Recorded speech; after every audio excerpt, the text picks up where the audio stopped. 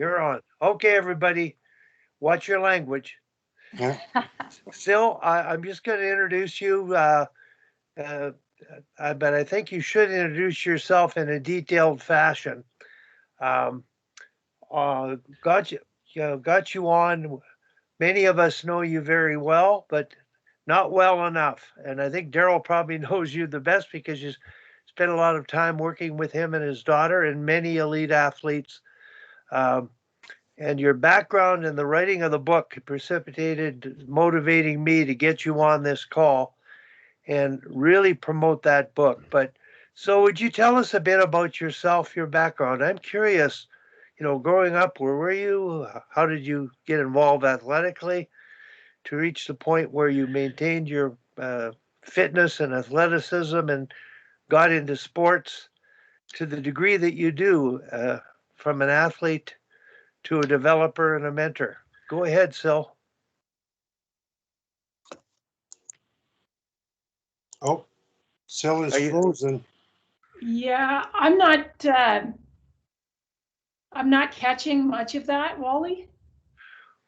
Well, can you hear me now? Hmm. It's really breaking up. Tim, could you ask her to I introduce wonder. herself? I wonder if we should all get off and just reconnect because you guys got connect. Oh no, I invited Syl and Becky, Yeah. so it should be. I'm not sure what it is. It's the vagaries of the internet, perhaps. Yeah, Sammy Joe's left too. They might be rejoining. So is Daryl. So I'm curious what's going on. Sammy Joe's joined again. Good, I see her. And hopefully Daryl. I just went off and joined back on, and it made my audio a lot better. So I can hear you perfectly now. So I'm not sure what happened before, but okay. So far so good now. Yeah. Syl, you might. Can you hear me, Syl? Yeah, I can now. Yeah. Okay. Syl, I think everybody would like to hear your story, your background, where you grew up. Well, your story growing up into the sports and athletics to the point where you are today, now working as a developer, a therapist, you name it, a personal growth person. And I'm just curious about your background because your book is primarily something that my wife has taken to that I thought, boy, she likes it. Everybody's going to like it. So one more person's joined us. So before your introduction, Kim, you've got to meet Kim Mccullough. Kim, would you introduce yourself to Syl and the gang? And she's going to introduce herself after that. Absolutely. Hi, nice to meet you, Syl. I'm Kim Mccullough. I am a coach in Toronto. I played against Sammy, not particularly well, for a long time. And I'm now a coach, mentor, and a player developer for the Toronto Leaside Girls Association, which is the biggest girls hockey association in the world. And I run a business called Total Female Hockey as well. So I'm all hockey all the time, only with girls. So it's pretty fun. And Kim, you also played with Becky McGee, who's on with us this morning.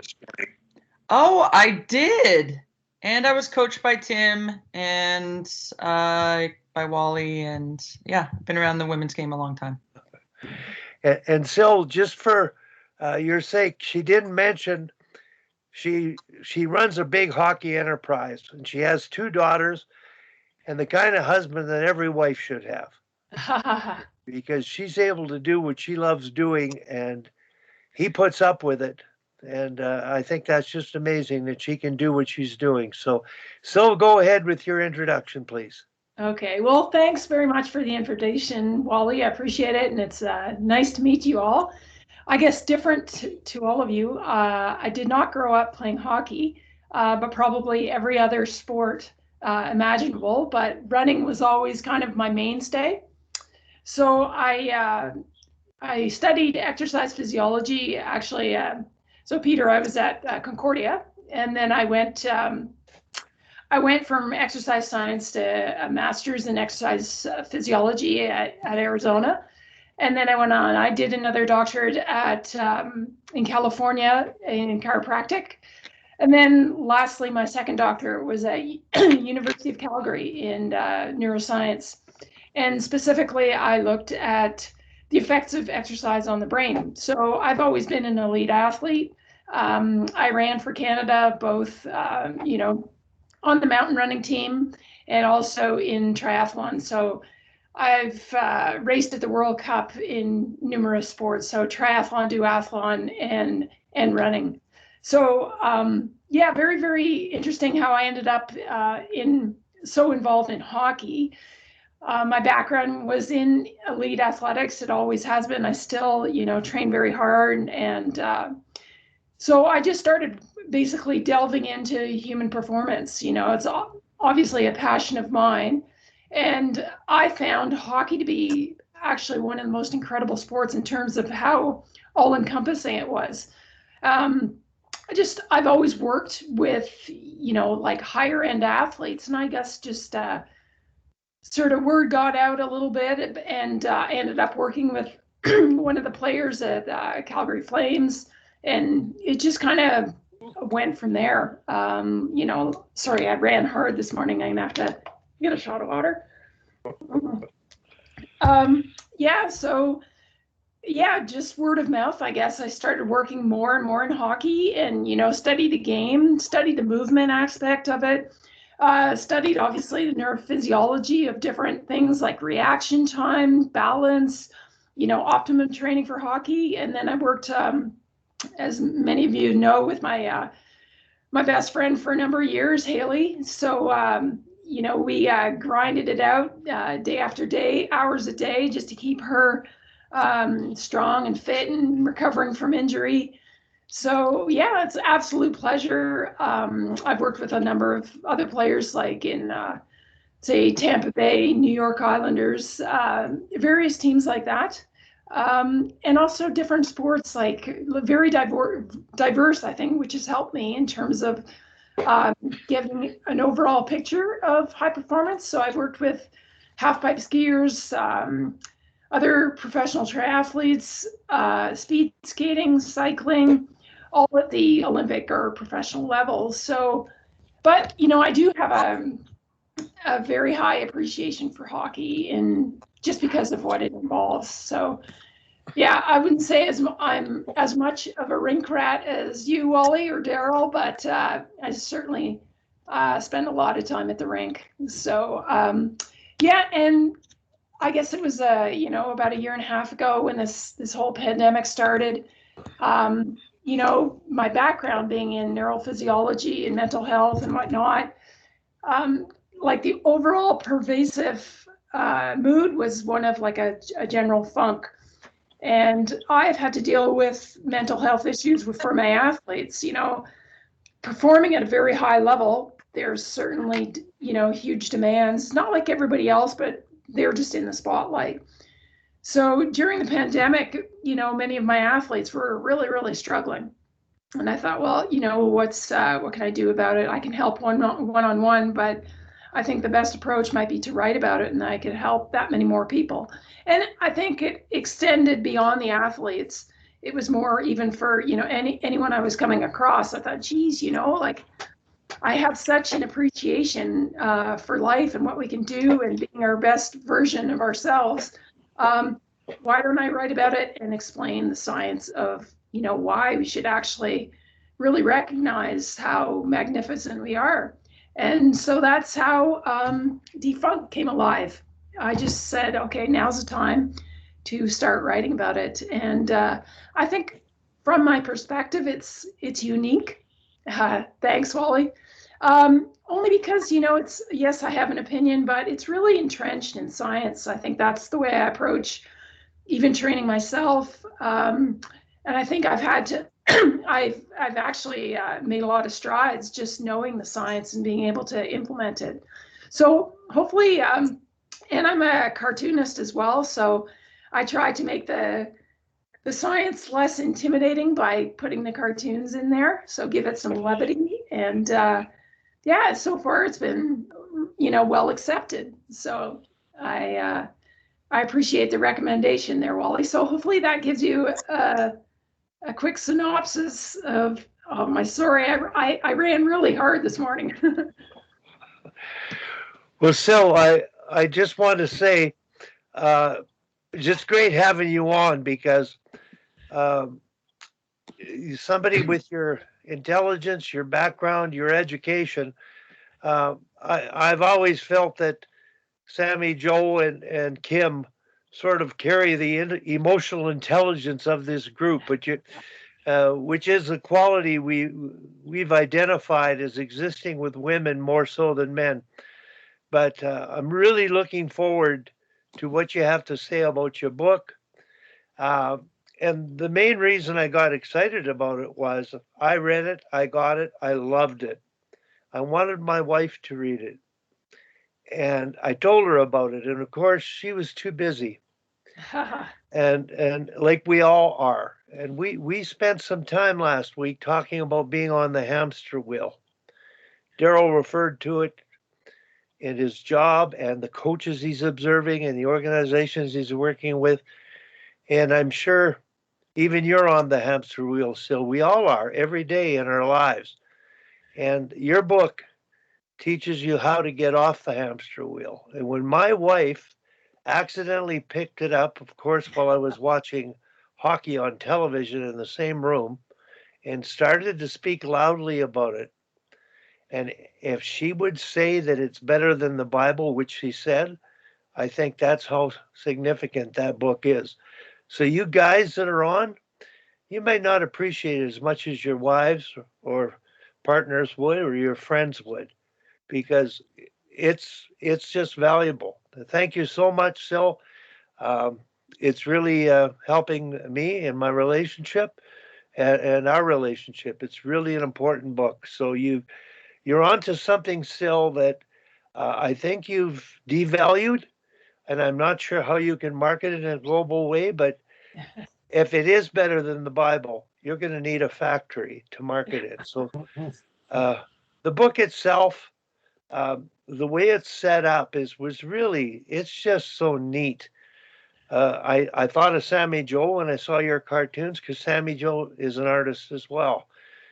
And the short 2 or 3 page chapters, with each cartoon metaphorically identifying the chapters, were brilliant. And at the end of the easy to read book, I don't know how many pages your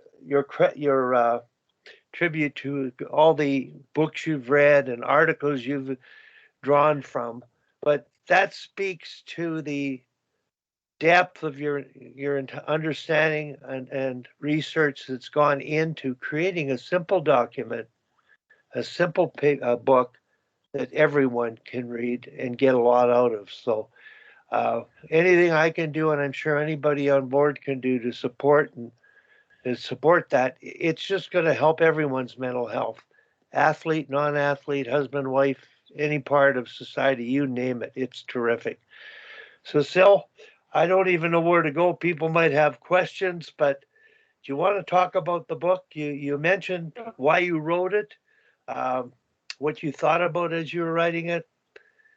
And I'm glad Daryl joined us, because if we ever want to get into hockey, I do want to relate to the unique work you do with him and his daughter in hockey, because it is highly specialized. But more importantly, right now, we're here for mental health.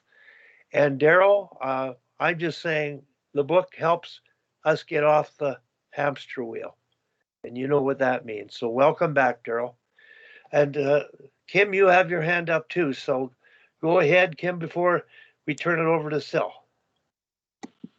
Well, I'm sure Syl will address this. And Syl, I didn't know your entire background, but my first job I ever wanted to have was a cartoonist, and I have a degree in neuroscience too. So I think we might be fast friends here.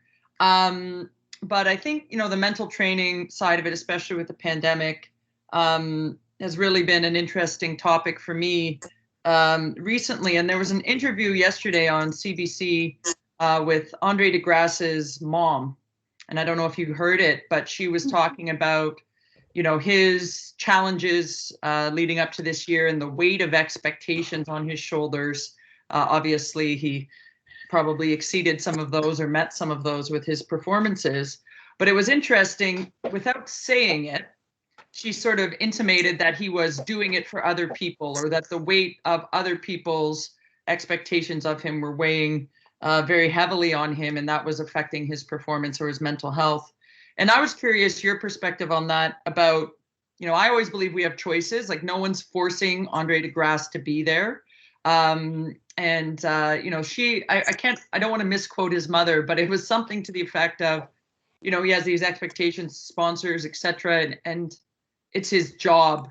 And how hard is that to have everyone having these expectations of you and judging you on the world stage of your job? But at the end of the day, it is his job. He is getting paid by his sponsors and others in order to have those gold medal performances. So I'm just curious, obviously you've had the opportunity to work with world-class athletes.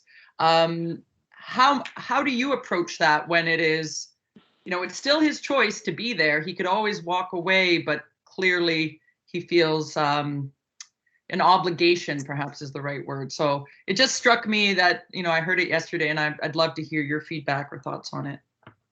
Yeah, I mean, I think that's a great example. I think, yeah, you know, one of the biggest things I tell every athlete I work with, and I think it applies to everyone, is the biggest thing is, you know, navigating life is keeping your head on. So like right from day one, you know, you're going to have all kinds of pressures. And the higher up you go in sport, the more of those mental pressures, you know, there's just a greater demand on you. And I think, yeah, number one, you have to keep your head on. And if you can do that, you know, it's incredible. So yeah, with Andre and his mom, I think one of the big things is perspective. Changing your perspective is very, very powerful. And I think, you know, you can get sort of stuck in your own head. One of the, you know, a lot of times I've had, you know, NHL players where they get really caught up in their own head and they like think too much. And I think it's helpful to have a greater purpose. So like Andre, we think on the outside, wow, you know, he should have this gold medal. He should do it. And he feels like he's in potentially a pressure cooker. But if you take the flip side and go, okay, well, this is an incredible opportunity I have.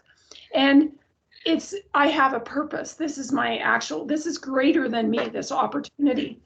So I think, you know, having that, you know, whether it be, you know, vying for a Stanley Cup or a gold medal, you think more about yourself and think about the team. And I think it really helps to, you know, actually take the pressure off. Go, hey, this is an opportunity where I can do this for the greater good. Whereas instead of saying, well, I need to do this, I need to, you know, run, you know, a 19 or whatever it may be. So I think it's, you know, or, you know, as a parent, you think of doing things for your kids. You know, it comes very naturally. Like, I want to do everything for my kids. So I think it's, yeah, just changing the perspective, I think, is the biggest thing, and realizing, you know, just our time in like on this planet is very short, and maximizing the opportunity. So it's like, this is actually quite a gift. You know, it's not like we asked for this pressure, and so now it's an opportunity to bring it on and do something for the greater good. Do something for your kids. Do something for your teammates, and then it really does help to take the pressure off. So I've used that with a number of my athletes, which has seemed to, you know, work quite well. Awesome. I just wanted to sort of interject, both Syl and Kim. You actually touched on it, Syl. I don't know if anyone saw the interview with Aaron Brown, who ran, I think, 6th in the 200-meter final, Canadian, behind Andre. In his interview, and I just see on the internet that he's had a long battle with his own self-doubt. But the interview after the race really struck me how balanced he is now. I believe he's the one, he has a picture of his wife and newborn child under his bib on his race, and he says, I race for them. And I also race obviously for Canada and everybody else, but he seemed very centered and grounded. and purposeful. And I'll back Kim up. I heard the interview with Andre's mom, and she did basically say, yeah, he's feeling the weight of the world on her shoulders. But anyway, I just wanted to add that in. It was very interesting, sort of a counterpoint, I guess, to maybe what Andre's feeling, even though he strikes me as fairly well balanced as well and a good human being. But anyway, I've got to run for my COVID test, so I'm going to leave this on. I'll turn the sound down in case Barb runs in here, but I'll be back probably in about half hour, 40 minutes.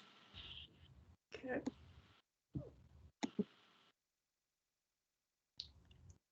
Wally, your mic's off, Wally. My last contribution before I leave. Pardon me again. I'm hoping Barb would get on because Tim, can you mention a bit about Barb's background related to expertise in this same field?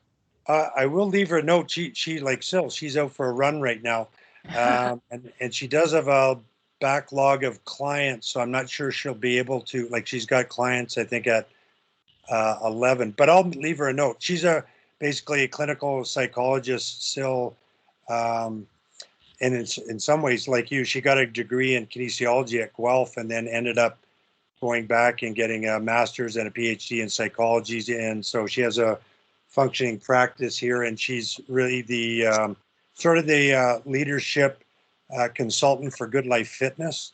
Does a lot of their leadership counseling, both clinically if people need it, and emotional intelligence guidance and testing and stuff with Good Life Fitness. So I'll leave her a note in case she does have a minute to jump back on. Okay, Tim, and after it's all done and you get back, I'm really excited about you being able to download it and making sure that I can get it so I can play with it.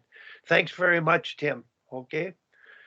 Now, Syl, you've heard a story that Tim's related, and I'm wondering if anybody else has any other things on their mind connected to this process. I know that, Syl, the one thing that I say, I've been connected to that, had a healthy perspective in knowing why I do what I do for a long time. But after my heart attack, it became more obvious. And I think the reason that I'm alive today is because I do what I do, and I do it for the right reason. And the good of the game is sort of the mantra of what I do. And this group, I think I'm trying to get to represent. And the word perspective is the key word in the vocabulary of what we do, knowing what we do and why we do it. It just has everything to do with the good of the nature of sport and what it intends to accomplish. And I'm hoping that from this particular session, that anybody who listens will go away and appreciate the importance of doing what they do for the right reason and get off the hamster wheel many more times than they have in the past. So go ahead, Syl, take off. I'm sure people, go wherever you want with it. You're on a free run. Thanks, Wally. Appreciate it. Yeah, basically the book is it's a compilation of strategies to improve overall health. Obviously, my background being in neuroscience, so it has that thread throughout. But really, like I said, I tried to make the science relatable. So I chose, and there's many more strategies, but these are the ones I'm quite familiar with. And I know there's, a plethora of scientific information like to back the strategies. Like, for example, let's say meditation. It's always like, oh, you should meditate. Well, it takes on many different forms. And I think, as athletes, we're always used to moving. And, people say, well, can I do it, everything in motion? And I think there's, just finding, time off of that treadmill and being able to, like, what is meditation? It's actually strengthening your mind muscle. And I think that's something, it's not really talked about. We always think of, a yogi sitting in some field, at 10,000 feet. Well, it's much more than that. And I think it's something we can all use is actually mind strengthening. So it's learning how to focus, you know, all the way from kindergarten to in our senior years. You know, we need to be able to focus to accomplish things. So I think meditation is something that, you know, it's one of the strategies in the book, but I think I like to have all my athletes use it in some form on a daily basis, because it teaches you how to find calm and and that gives you strength. You know, it centers you. It's like, yeah, I need to be able to eliminate the distractions and feel good about what I'm doing, feel like I'm on track. And if you don't really take that time out, I think it's really tough. And all of a sudden life becomes too fast and you're just, you know, going through the motions, where, you know, taking a couple minutes to just focus can be extremely powerful. So I don't know if, you know, others, you found this in your coaching, but it's certainly very helpful and something you can pass on. You know, it can be like repeating a mantra. I think it could be just staring at something, just calming your mind. It could be like swimming, even, you know, like a moving meditation where you don't hear anything, but something where you grant yourself like have that privilege of time where it's just you and it's just quiet and you feel like, oh yes, I am on track for what I want to do today, this week, this year, that kind of thing. So yeah, and there's, you know, ample evidence in the scientific research to back how powerful meditation can be, and for, you know, even overall quality of life and focus and, you know, productivity. It's like more and more research these days is showing how, you know, look at productivity. It's not about grinding through and getting as much putting in so many hours work. It's, you know, working intensely and then just tuning out. And then, you know, what happens when you're tuning out is actually, that's how you consolidate memories. That's how your body learns and everything. So it's a good thing. Don't feel guilty about taking breaks. You know, work hard in a drill, do the drill, and then take a break, get a water break, do something else, come back to it, and you're far much more productive and you're happier. So I think, you know, learning more about the science and how our brains are actually wired actually helps us in our daily practice of, yeah, it's that balance. Work hard, have fun. Work hard, take a break. All of that, you know, prioritizing sleep. That's another strategy. That's, you know, we're just finding out what, you know, all these mysteries of what goes on when we're, you know, asleep. And why do we struggle so much with having good sleep? You know, what is actually going on?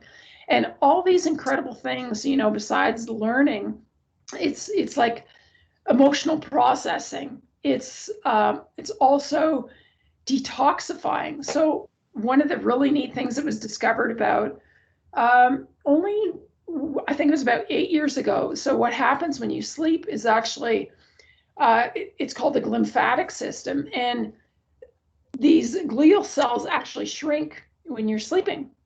And it allows for toxins to wash away from your system when you're sleeping, which is phenomenal. And if you don't get that quality sleep, you never get that wash, that cerebral wash.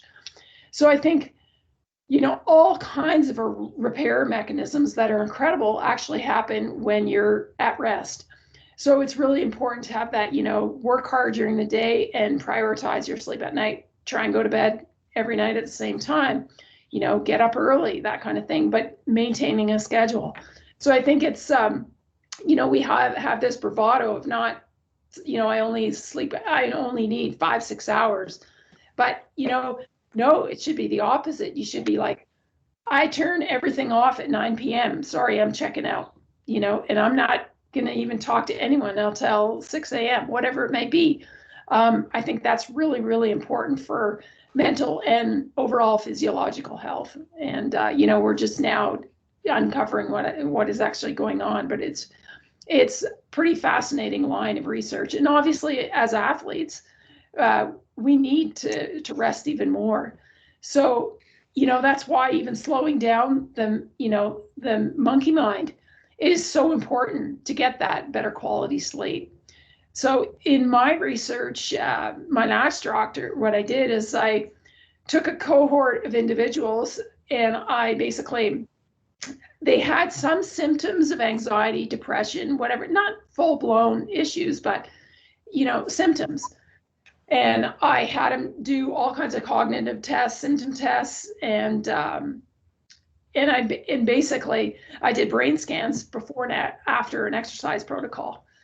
And what I noticed, it was a 4-month protocol, exercise, pretty intensely, 45 minutes, 3 times a week.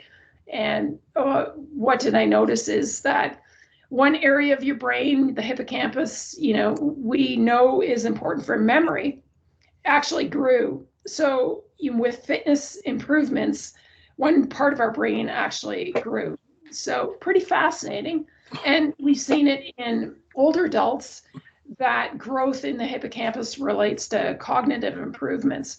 So really, really important. And, for all of us, we're used to exercising or we're working with elite athletes. So yes, we want to keep the exercise in a healthy framework. Like we're doing exercise for our health, but we also want to make this stimulus a positive one. So again, it's all about perspective. And that's why it's so important as coaches and mentors is to frame what the athletes are doing in, make their sport, their involvement, a very positive thing that they're doing. And I think, as coaches, it's an amazing tool to have, and it's an important lesson we need to carry forward, is to tell the athletes that, you're in a very privileged position, and, maximize the heck out of what you're doing, because it's truly an amazing gift. And that's what, you really want to enjoy the journey. And I think ultimately that's what, my book is about, is really making the most.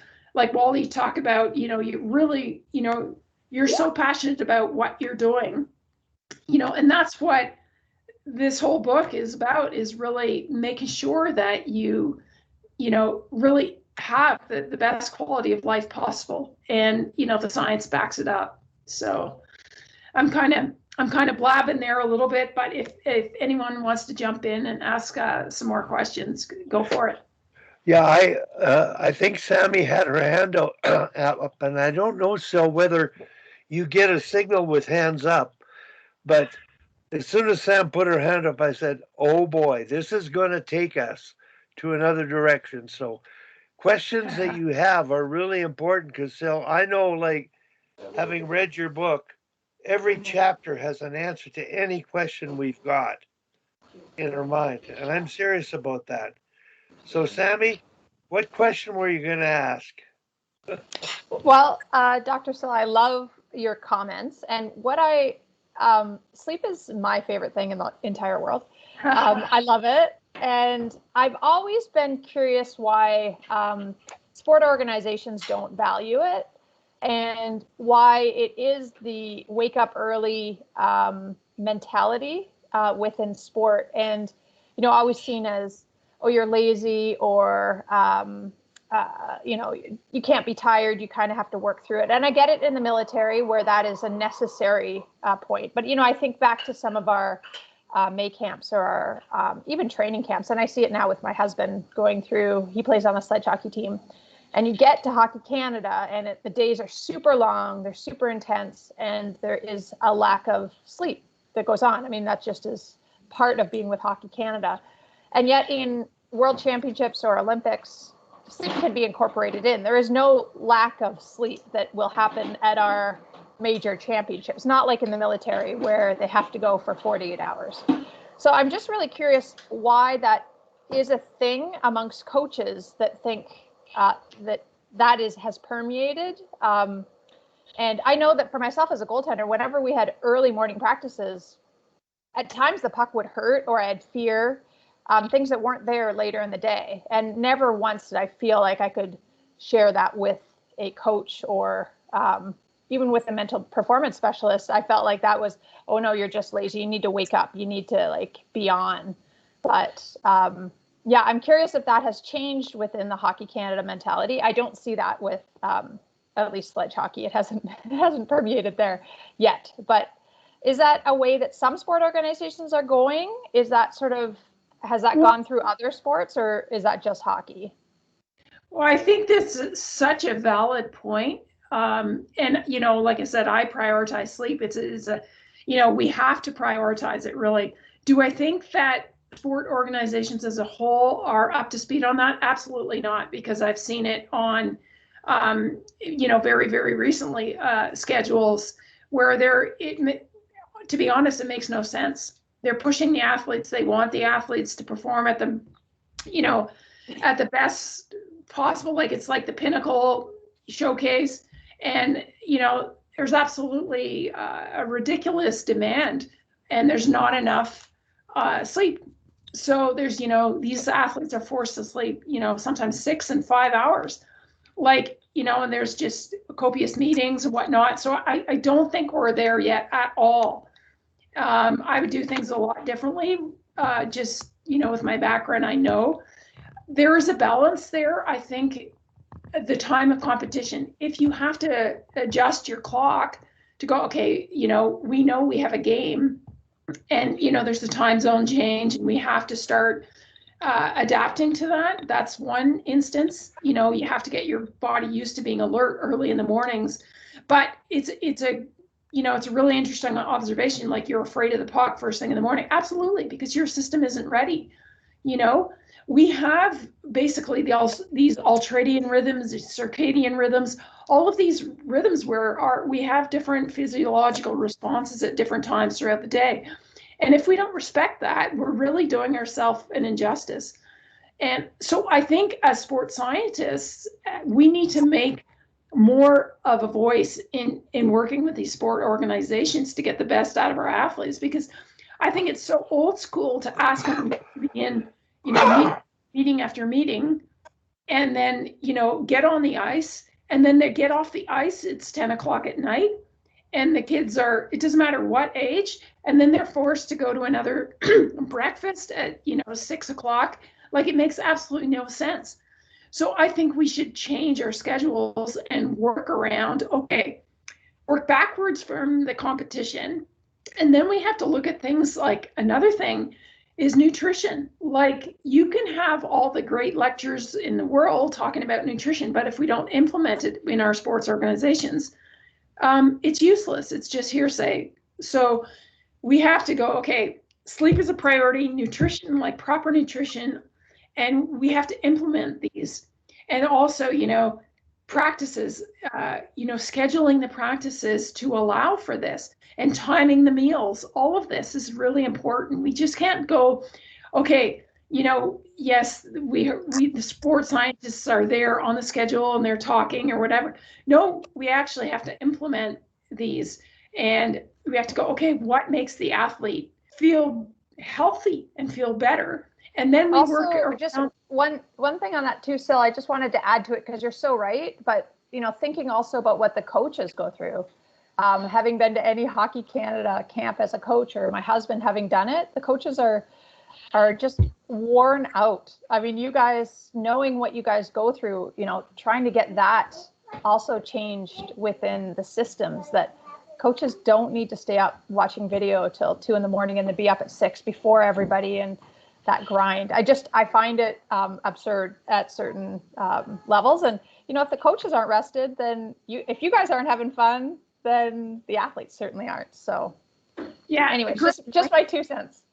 No, it's a great point. I think the whole collective organization, from, oh my gosh, scouts, equipment managers, there's no reason to push, to grind everyone down, players and everything. I think you're right. How can we, as coaches, make proper cognitive decisions, executive, decisions when we're sleep deprived? So I think overall we do need an overhaul to make it all a very healthy experience. Wally, you had a question?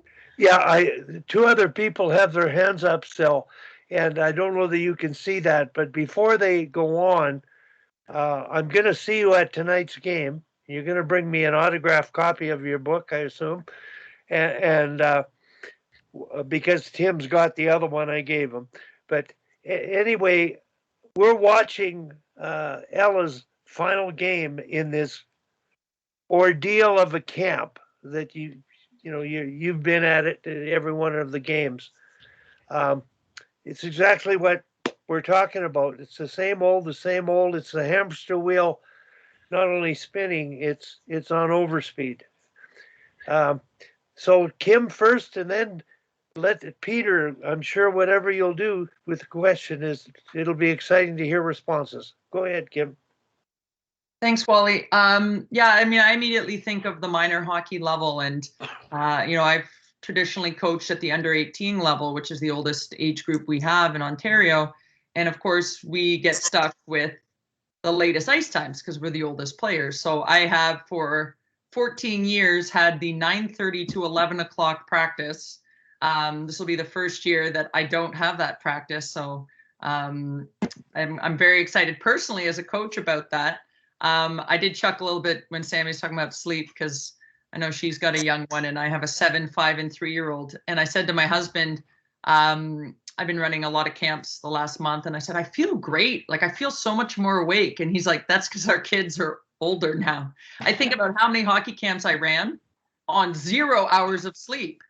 So now I'm like, while this, the Hockey Canada schedule sounds daunting, I do think the mothers and even the fathers who are involved in the evening, like, Sammy, you and I could rock that. Like, not that we want to, but like the amount of stuff that I've done or endured, perhaps is a better word, with very little sleep in there. I'm self-employed. I run my own business, so it's not like I can like take the day off when my kids don't sleep. But I'm out of that cloud now. But I am, I do think that's pretty common in the minor hockey circles, is giving the maybe highest level, oldest team the later practices at least once a week, simply because you can't put the 10-year-olds on at that time. So I just, and then I think my players, typically like Ella, grade 10, 11, 12, want to play at the highest level. A lot of them are worried about their academics, as they should be in female hockey. There's just, I don't know how they fit it all in. Half my players had part-time jobs. Like I'm exhausted just thinking about it. But I'm not sure what the solution is at the minor hockey level, because there's just so much ice time. And, you can't have the kids practicing at 2 o'clock in the afternoon. So I'm sure Peter's got a different perspective as a coach, but I think this is a big challenge beyond just the national team or the professional levels. I think it filters down all the way to minor hockey as well. Yeah. I'm not sure I have a different perspective, but first of all, Syl, thank you very much for being here. It's super to have you. I look forward to reading your book. A few things. One, I think you're right on with the meditation. I think, that's so important. We started that at McGill a number of years ago. It's been great for our athletes, really positive experience for them. The sleep has been huge. That's been a real cornerstone of one of our parts of our training has been helping the athletes to get the right amount of sleep, helping them to sleep well, if you will, making sure that they get the opportunity to rest. That whole idea of managing the energy, I think really has to come into your planning that you do with your team.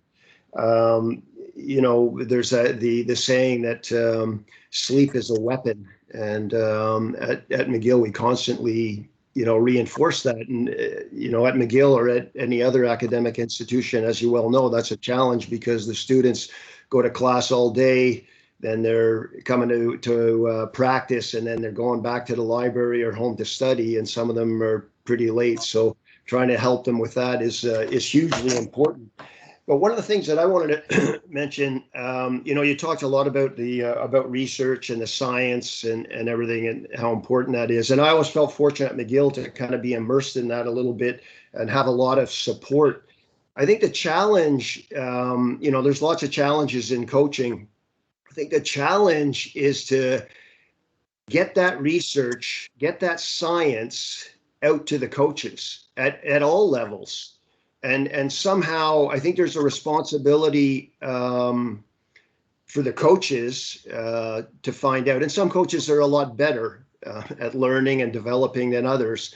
But I think there's also a responsibility of the scientific community as well, to make sure that information, it just doesn't go into Science Quarterly, but it's out there in popular literature. It's out there in a way.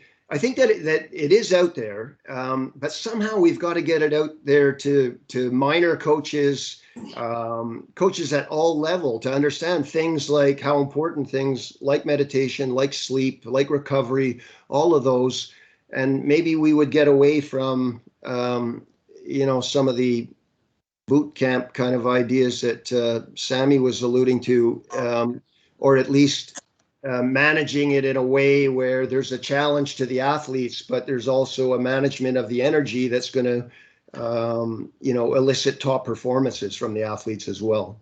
So those are my comments. I didn't really ask a question there, but I did want to, I just wanted to reinforce what you were saying. Thank you. Wally, your speaker's off. Again, but when Peter was talking, Peter, that's precisely the issue. And who's responsible for coach education? It is the sports governing bodies. They design those programs. And yes, while your information is extremely important and it should be at the top of the list, most are into the X's and O's of getting a gold medal, not the sports science of getting a gold medal. And the responsibility for that rests with sports governing bodies coming to the realization that coaches who deliver that at the youngest stages will be able to accomplish that as they grow up the ladder of coaching competitively and have far much more respect of when they reach the Olympics. And it's not all about should I reach the Olympics. It's not all about the gold medal. It's what you benefit from the opportunity to play a sport. So that's my take on that answer, Syl. And I really, this group, I'm dedicated to making sports governing bodies aware of the ethical aspect of coaching, the moral aspect of coaching, which has to do with providing a real healthy experience for everyone. Okay, Syl, go ahead. Bob Louts has got his hand up. Bob? Yeah, just a few comments. I went to the game Sunday and Wednesday, and I'd mentioned to Wally and Tim Wednesday night that I thought the girls were dragging quite a bit, that they looked tired compared to the game Sunday. That was an observation. I've been through those camps previously, and that to me has always been an observation that there's way too much going on every day for the kids to really perform at their maximum level, so we don't get a good read on what they really do. When I first went to Major Junior, it was always insisted by the managers of the teams that we had morning skates. And I didn't like that. I thought it was taking away from kids' opportunity to be at school if they were out of high school, to take college courses, for example, because I thought that was important. I think Kim made a comment about girls need to pay attention to their education. So do the boys, Kim. It's important whether it's major, junior, or not. But the managers always wanted to skate in the morning. And I thought it was particularly hard on the players to not just the activity, but the drag of putting their equipment on and off that many times a year during the course of the year. When you got on the road and you're traveling, you're on a bus, you might get to a hotel at 3 or 4 in the morning, or you might stay overnight depending on where you're going the next day. Most managers want to get on the bus and get going. Players do not need to get up at 10 in the morning to get on the ice when they got a game that night at 7. That was always a problem that I had with managers, but I fought it till I won it. Same when I went to the pro level. The pros were so used to skating in the morning. They wanted to skate in the morning, so I finally just made it optional. I said, like, if you want to come, you come. I'll be here for you. If you don't want to come, you don't have to. Well, by halfway through the season, I would think only 1 or 2 players would come to skate, and those were guys that were getting over an injury or something where they needed to get on the ice because they hadn't been on the ice in a little while. And I just feel that we do not pay enough attention to their needs, both nutritionally and sleep-wise. And it was just an observation of mine that I had done starting like 30 years ago. So I noticed the Vancouver Canucks a number of years ago were working on biorhythms or something with the players where they had to wear watches so they could monitor their sleep. But it turned out the older guys were giving their watches to the younger guys, and they were wearing 2 watches or 3 watches. And so the experiment didn't quite work out the way they wanted it to. But at least they recognized it. And I think we need to have more of that. We grind these guys into the ground, and girls. Like, they're ground right into the ground. These girls last night when I went to the game, or what night? I don't even know what day it is. Game did I go to? Tuesday, Wednesday, whatever it was. They're just tired. You can just see they're tired. And I think we need to really pay attention to how much we expect, especially from children that are still growing. I mean, they need more rest than anybody, really. Mm-hmm. Yeah. I think all of these comments are excellent, really. I mean, it's your hands on deck and you see the need. And you're right, even to this day, I know several NHL players that are still being forced to skate first thing in the morning. You have to go to this morning skate. So I think it's archaic. It really is. And like Peter, to your point, that as sports scientists, I think it's our job not just to publish in peer-reviewed journals, is to actually get the ear of the coaches, the coaching staff, all of that, and to make change. And I think it's really, if what's the best for the entire organization is the health of the entire, everybody in the club. So I think it's, like my job as a scientist is to really get the ear, and also to provide strategies and go, okay, well, this is maybe let's monitor the heart rate variability of our athletes. Maybe have them invest in a watch, and let me capture the metrics, and let's see how the athletes respond. And once we identify, like, look at the trend, this is where the athletes are going, then we as coaches go, look, we're going to reconvene. You see, this is what's, these late skates or these extra skates in the morning, this is what they're doing for, these particular athletes. We need to circumvent any injuries, overtraining, anything like that. So I would say is, finding a way to, have the opportunity for sports scientists to speak with the coaches and implement change like that. And I think, it's great. Like, let's say the Redmond or the Martlets are doing that at McGill. That's fabulous. And I think it's, every organization can benefit from that immensely, not leading to more burnout. Athletes are, we want to exercise for the health and for all the right reasons, but we can't be burning them out, right now. We see it, these 16-year-olds, like Bob, you're saying, they look tired. To me, that's absolutely the wrong thing we should be seeing right now. We should be seeing the kids at their peak. So I think it's a, pretty striking example of how we need to, like, even myself, take ownership and go, hey, Hockey Canada, can I have a conversation with you? Can I actually help you make change? Because I think, and I think we all, like, this sort of a, it's a showcase event, but it's pretty telling, and it's something we could take back to our teams as well and go, okay, how can we use the science? Now we have all this technology. We have, go ahead, Peter. I just like, it's Sammy kind of mentioned it as well about the coaches. Everything you're talking about here too applies to the coaches as well. And I think if we could get the coaches to realize, this past year over the pandemic, I was I was still working at McGill, and I was the mentor for all of our coaches in all of the sports at McGill. Really enjoyed it.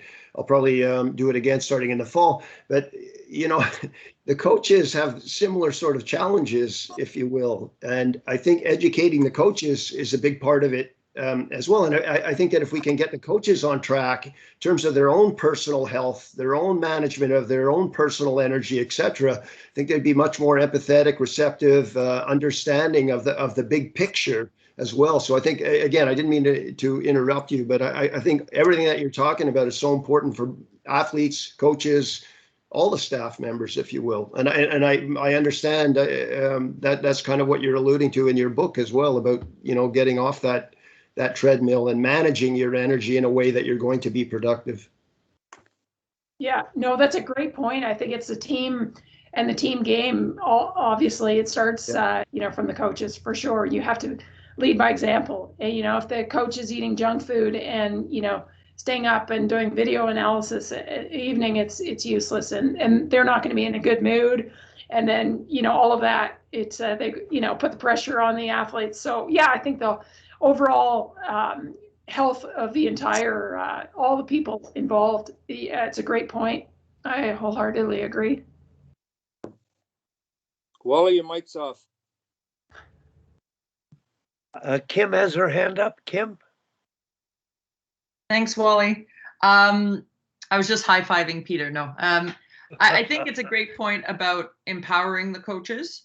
I do, you know, that's basically my role now with my organization, but I also, I guess, a coach mentor with Hockey Canada and the high performance program. And I think Wally's point is valid. We don't need any more X's and O's, right? And the interesting part is now with all the different drill sharing and video platforms, you can find more X's and O's and more videos and more drills like this.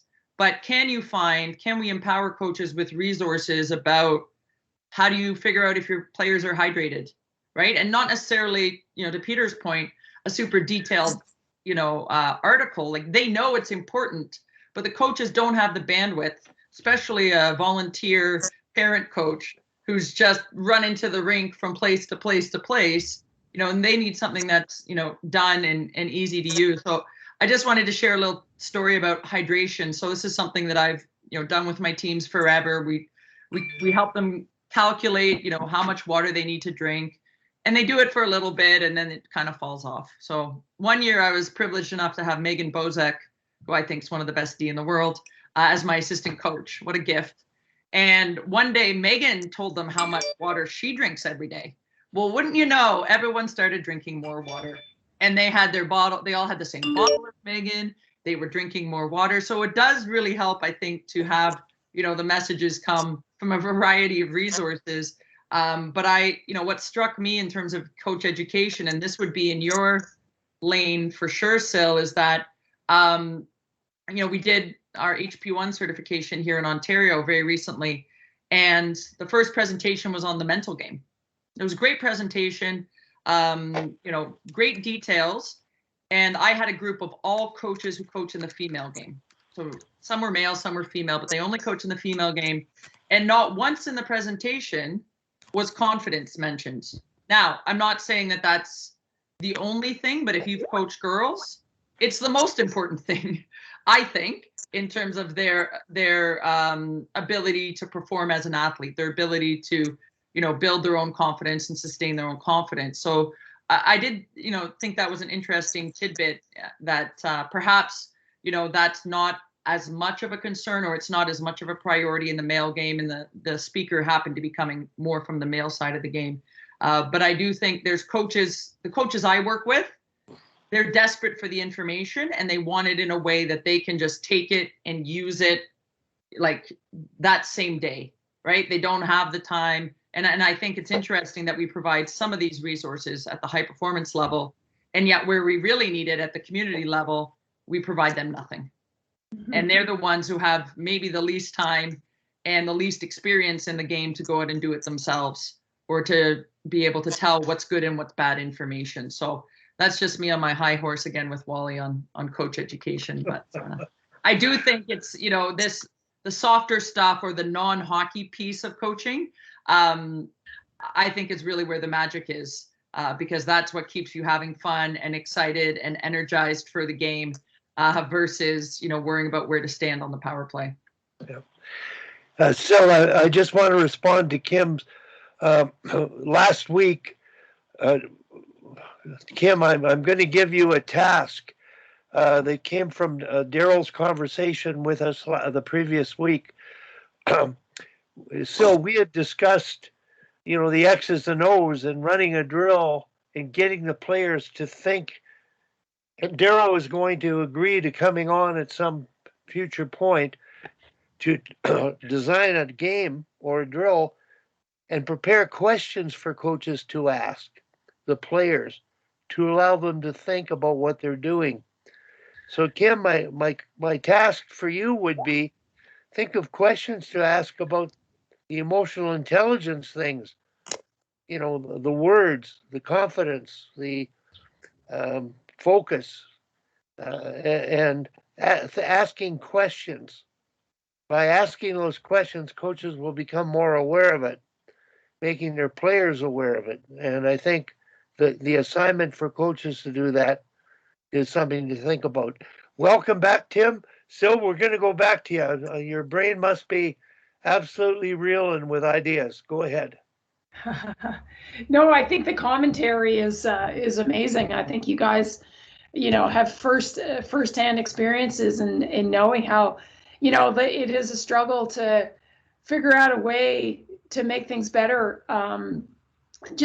You know, we have all these examples of seeing, you know, I guess with the pandemic, you know, how people have gone south or have athletes, you know, they lack of confidence. But I think that, again, the basis of my book is if an individual is healthier physiologically, then the spillover is they have better mental health and they have the confidence. So I think if we, you know, basically cross the T's, dot the I's in terms of all these things that, you know, these tools that we know can improve our physiology, we will be better. You know, we'll have the tenacity, resilience to handle, you know, these pressures, be on the world stage and whatnot. But I think we have to prioritize the fundamentals of health, and that being, you know, proper sleep, proper nutrition, and don't dismiss those. I think we have to get back to it and you know, open up, really dig into how we can implement.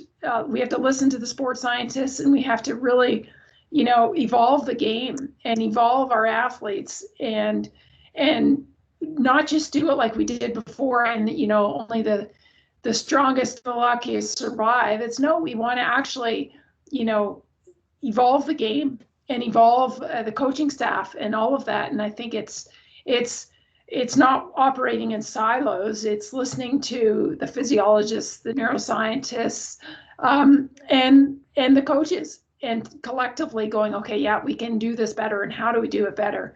And we have these scheduling challenges, let's say, but there are better ways. But we need to have those conversations, or we're just going to end up making sport another stressor in this, you know, this pandemic of mental health. So I think, you know, we're in a unique position, because we push the bodies hard and we want human performance. So I think it's an opportunity to, like, be on the cusp of doing things better and better and better. So I just wanted to interject on that.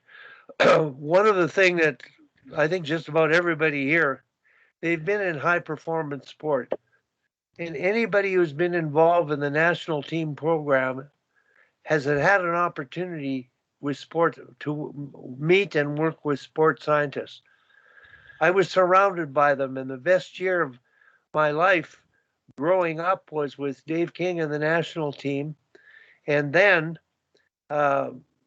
working with the Olympic team in 2002, the entire year of centralization, the influence on me of Steve Norris and Dr. Smith and Kimberly Amaral and the trainers and the synergy of what went on. And throughout that experience, and with Dave King years ago at Hockey Canada, I was taking those Theory 4 modules, coaching modules on mental training for athletes, mental training for coaches.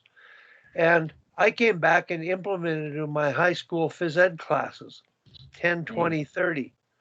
And I always felt while I was working as a scout and concerned with development, that we had an absolute pipeline to get to the educational system and the phys ed departments in doing things the right way, in an academically correct way, a morally correct way, and getting through to that audience of educated coaches and players growing up with that understanding and some of those tools.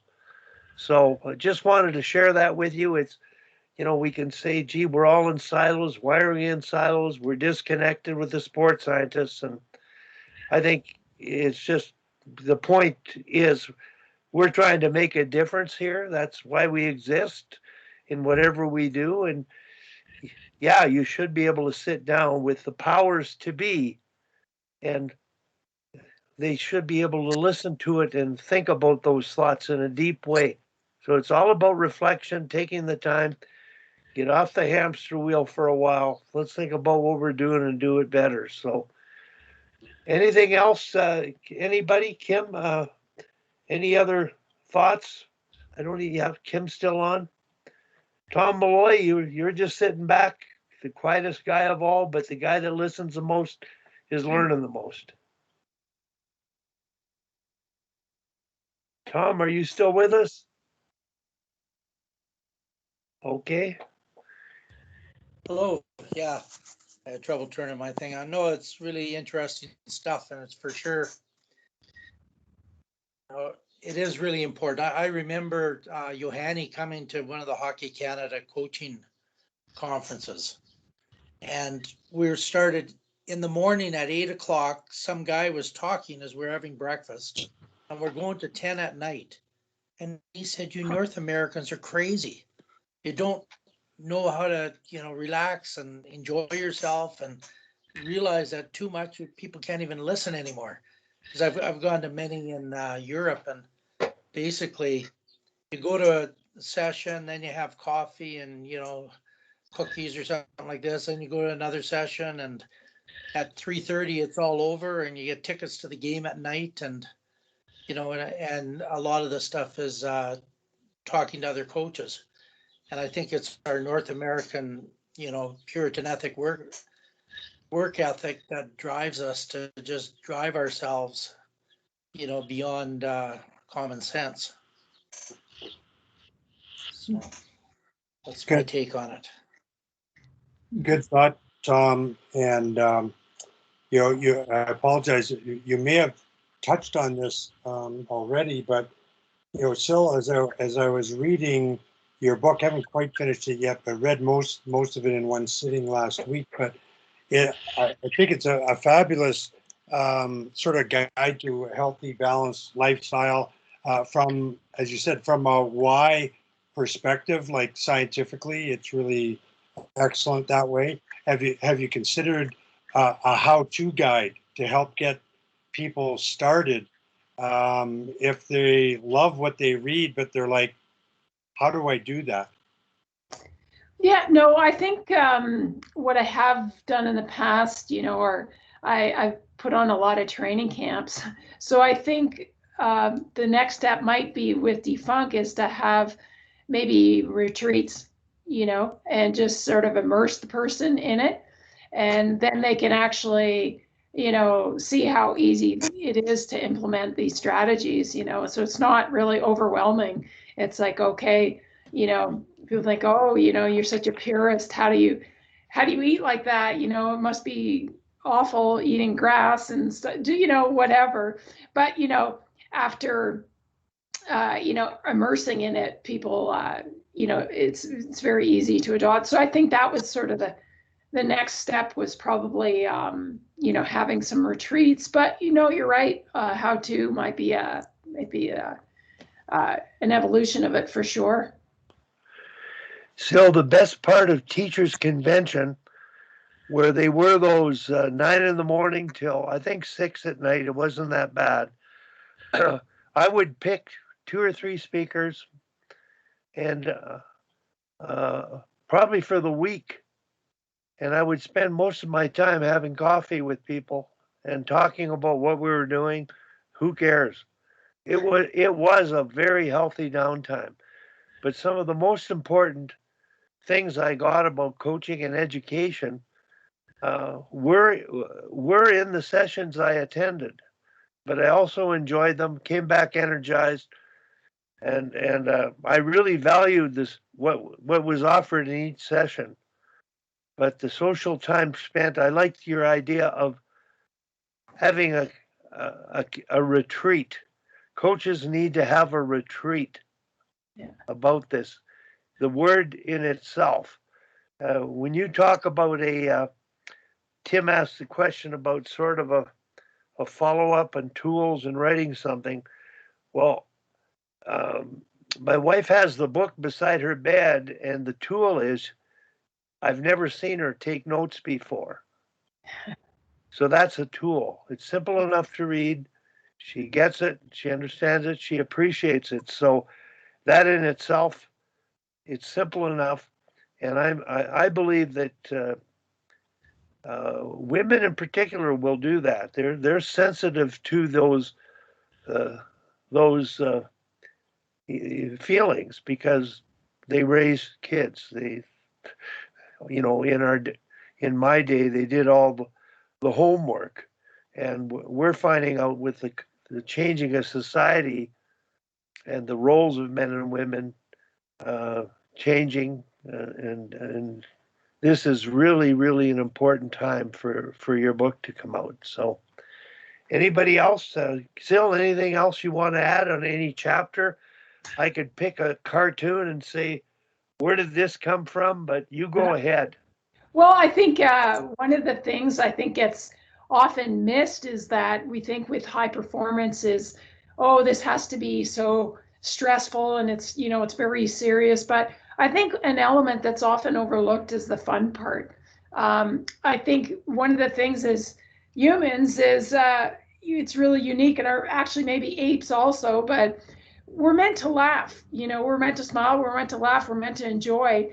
And like the title of my book is, defunk, getting out of a funk, but also kicking the K off the funk, like the last letter. It's important to have fun. And I think having that, making this whole experience in sport, make it enjoyable and have some laughs, have some laughs with your teammates, with your coaches, all of that. So I think hopefully the cartoons help to convey that, but I think that's an element I think we should all strive for is to, enjoy the heck out of this ride, go out and have fun. Like, let's not get too serious about it. Let's take the information and let's enjoy it. Use it again to maximize our experience and have fun. And I think that's hopefully, something you'll take away from the book is to live with levity. I say lift heavy, but live with levity. I think that's really important. So I really appreciate the opportunity to speak to you all. Syl, I just grabbed a page. I have your book here, and it's the cartoon. A lady talking to a funny looking guy, going gray. And the guy says, no, finally seeing the silver lining. See the light. Can you allude to that chapter? Because everyone I pick up, but you can relate it to everything we've talked about. Go ahead. Yeah. My hair is gray, by the way. Okay. Yeah, people think, oh, well, very literally, oh, I'm going gray. No, it is about the silver lining and finally realizing that there is, silver lining. And I think it's important to see the light. Well, I'll start very literally. When you see the light, actually a contrast of yellow and blue on the horizon. It's really important for cues for your circadian rhythm, which in turn helps your sleep. So just getting up in the morning to see the sunrise, or even, close to that time, is actually physiologically very healthy. And then conversely, seeing the sunset, when things are lower. So the contrast in the horizon, it signals in our eyes, like to our retina, it sends a signal, for melatonin release and all of that. So it's important to see the light that way, in the contrast of light and dark, but also figuratively, every potential challenge is really just, an opportunity in disguise sometimes. So I think if you're presented with a challenge, like, whether pandemic or, a tough game situation, it doesn't matter what it is, I think that is an amazing opportunity to do things differently and, find a way. And it's very empowering when you do.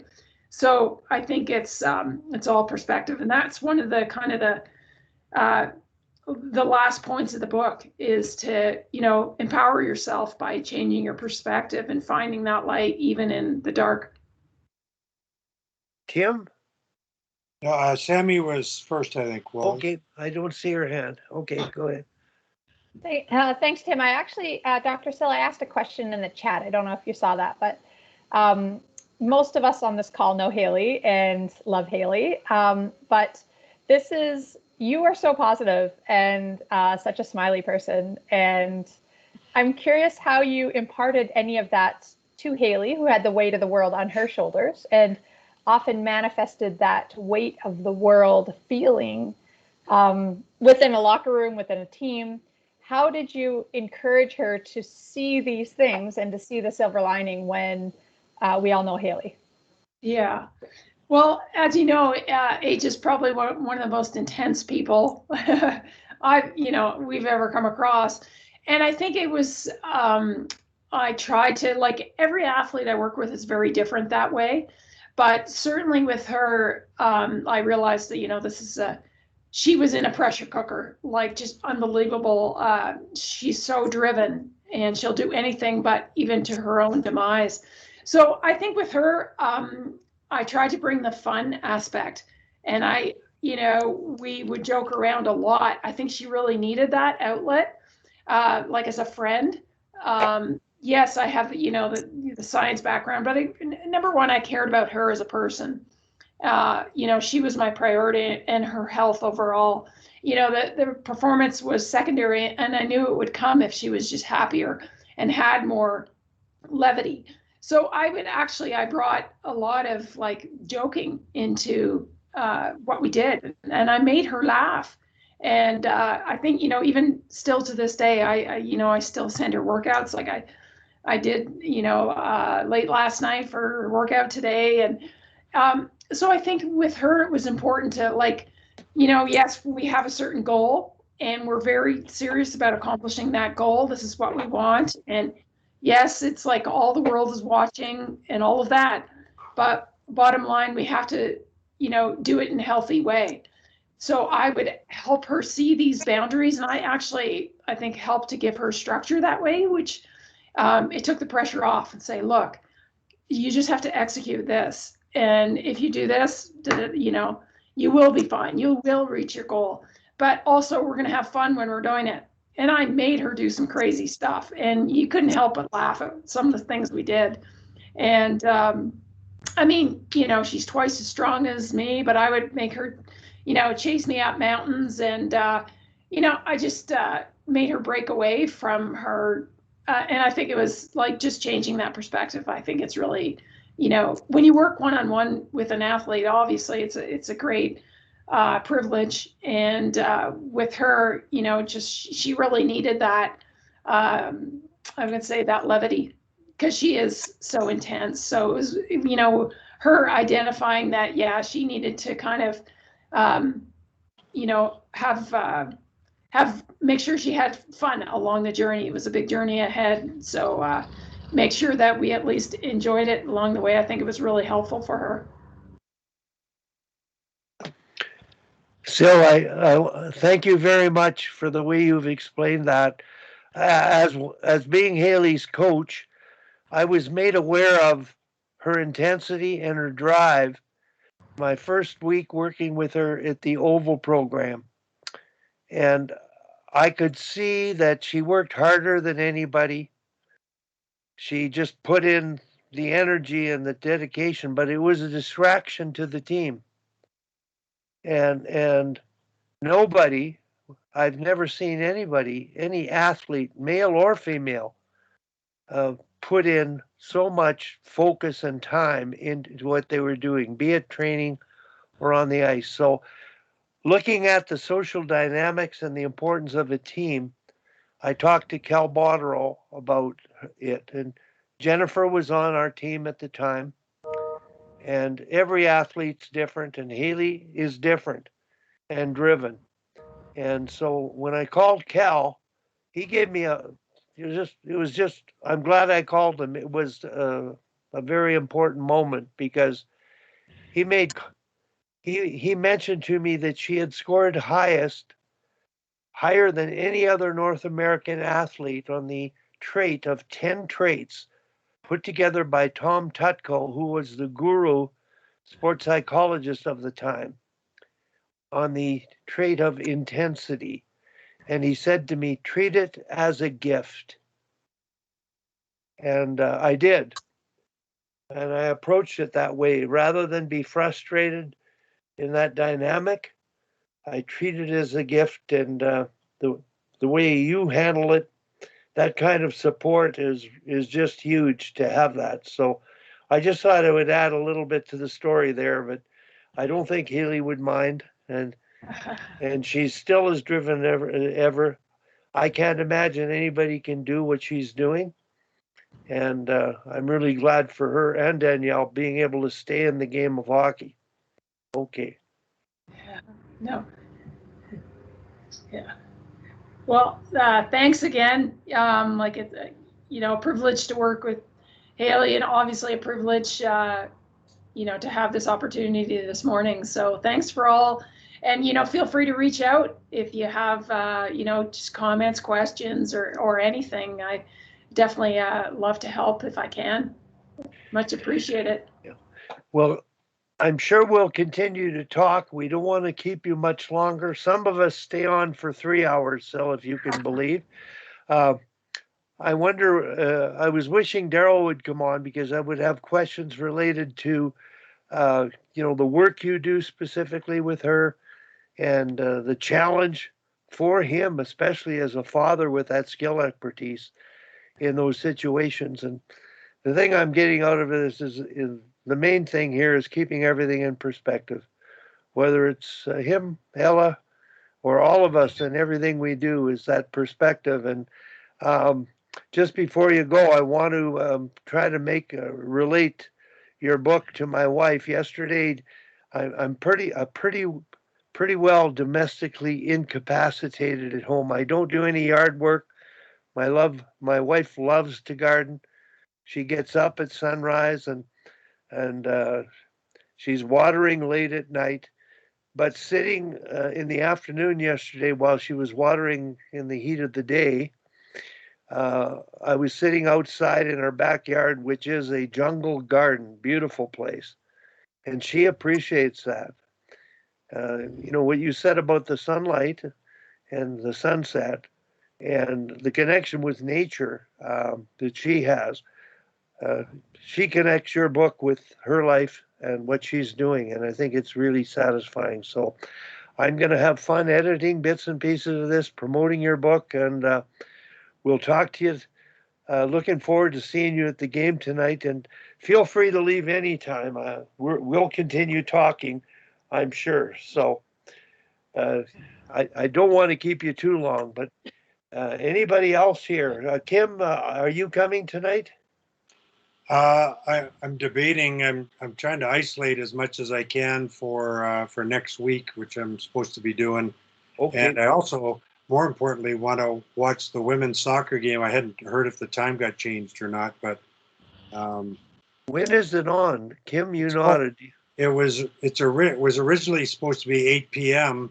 They requested a time change and I guess they probably didn't get it because it would have been played earlier. I think it's tomorrow morning. That's what I heard. Yeah, tomorrow So they morning. changed it to tomorrow morning? Yeah, Yeah, Oh. I think it's like 8 6. o'clock our time, Tim, or 6 o'clock our time, maybe. Yeah, 6. 6 o'clock Okay. our Well, I might sneak out, watch a little bit of it again. I'd love to see Ella play again. I would love to meet you, of course. So, Oh, sure. be, Well, thanks before- again. sorry. Thanks again to everyone. I appreciate meeting y'all, and like I said, stay in touch. Thank you. Okay, you better get off before you'll never get off. Okay, take care. Okay, And thanks again. say hi to Daryl and tell him get off the hamster wheel and get on before tonight's game. Okay. Okay, sounds good. All right. Bye-bye. Wally, the game tonight is at 4, by the way. Really? I didn't know that. Oh, It says 1600 on my schedule, red versus white. okay. I would have missed it. Thank goodness. You would have. Yep, Yeah, yep. would have said it on the schedule. I wonder if Then I Black wonder if practicing from 1800 to 2000. This is how ridiculous it is. These kids are starting at 9 in the morning on the ice, and they're going till 10 o'clock at night. yeah. Like I don't get it. So Hockey Canada way. Yeah, I know. We've been through it. Have balance, but make sure the balance falls between 12 at night and 6 in the morning. Well, all we can do is try to change that, and whatever we do. So Well, I can remember going through these things, and by the time it's over, you're so dog tired, and you're talking to the other coaches, and you're going like, "We're this tired. How tired are the players?" Yeah. I've got 4 o'clock too on the schedule, Bob. So Yeah. okay. Well, have you guys watched? Did you guys watch any of the? I forget what they're calling them. The development team at all? Did you watch any of those games, Wally? No, I didn't. I just watched these. Did you? well, that's the black team, Wally. That's the black team, Wally. Oh yeah. Yeah. But there's an under 22 camp going Yeah, on, isn't there? They were yellow and blue, I think. Yeah. Oh, no, I haven't seen any of those. A different camp. Well, No, I didn't. Did you? No, I had two of my former players are in that camp. And that was interesting. One of their moms was going back and forth with me, and she said, that's the age group where you see like a lot of the players played this year and a lot of them didn't. So in the NCAA, there was really only half the teams even competed, but quite a few of the people that were invited to the camp haven't played a single game this season. So I thought that was really interesting, because not that the PWHPA players like played a lot of hockey. But one of my players who plays for Harvard hasn't played a single game. And the one who played for Boston U has played a bunch. And so I thought it was interesting, in concert with Syl's comments about how tired they look.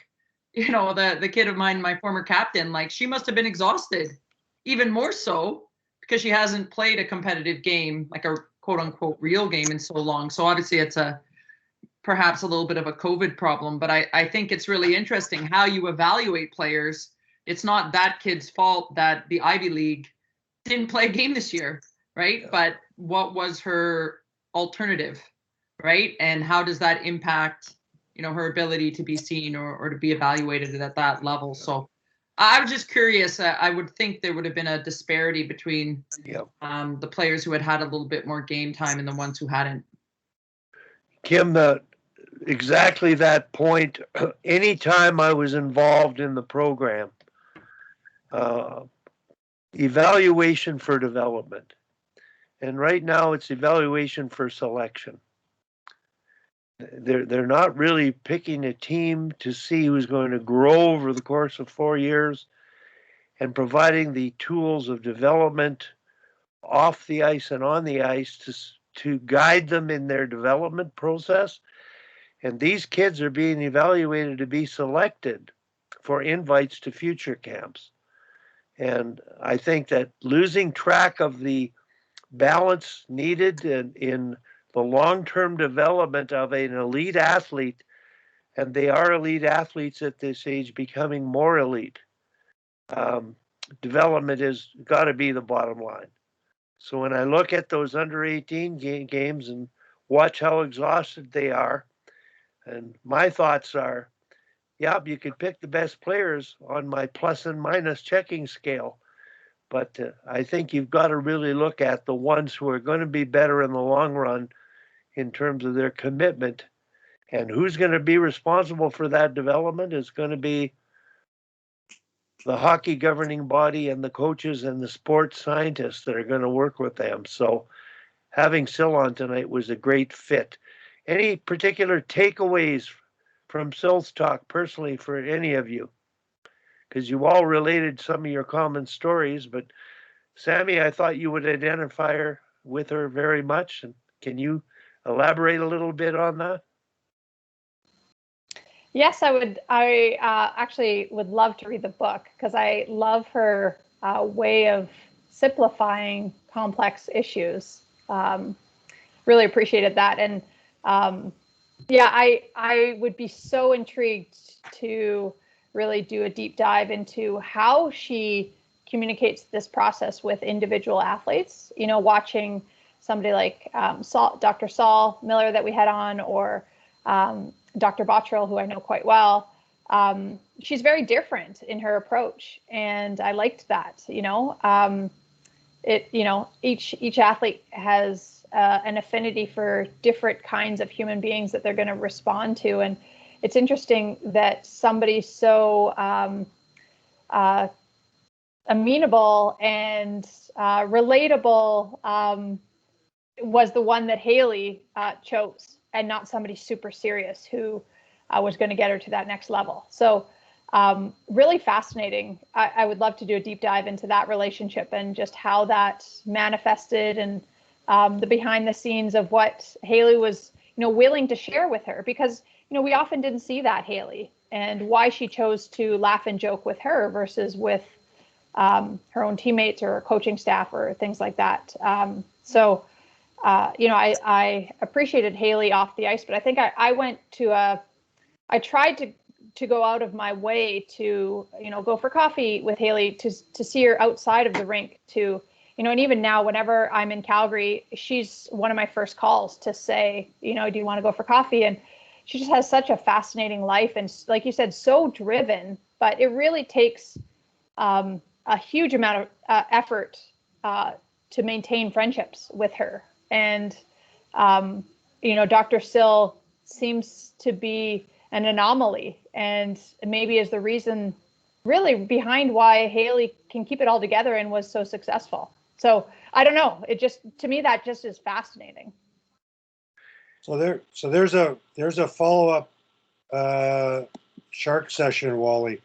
We got to get Haley on and have a discussion about perspective and balance, and how and when, or how and exactly did Syl fit into that plan. We have a peek at that already. And why, to Sammy's point, why did Haley choose her? How did they get together? There were certainly, I'm going to guess, some valleys along with the peaks in terms of their relationship, and maybe particularly early on. But that would be an interesting discussion to put side by side when you break down this video today. So we'll stay on top of that. The other thing I was just wondering before I let Kim in is, did you guys talk about the creativity? You know, there's the one very short, I mean, Sammy, Kim, all the chapters are like basically 2 pages or less, or maybe 3. But there's a 2-pager on creativity, and I would have been interested to get her talking about creativity, because obviously it's a huge part of hockey and a huge part of what we see as a primary developmental opportunity for almost all athletes. Did you guys talk about that at all? Creativity? No.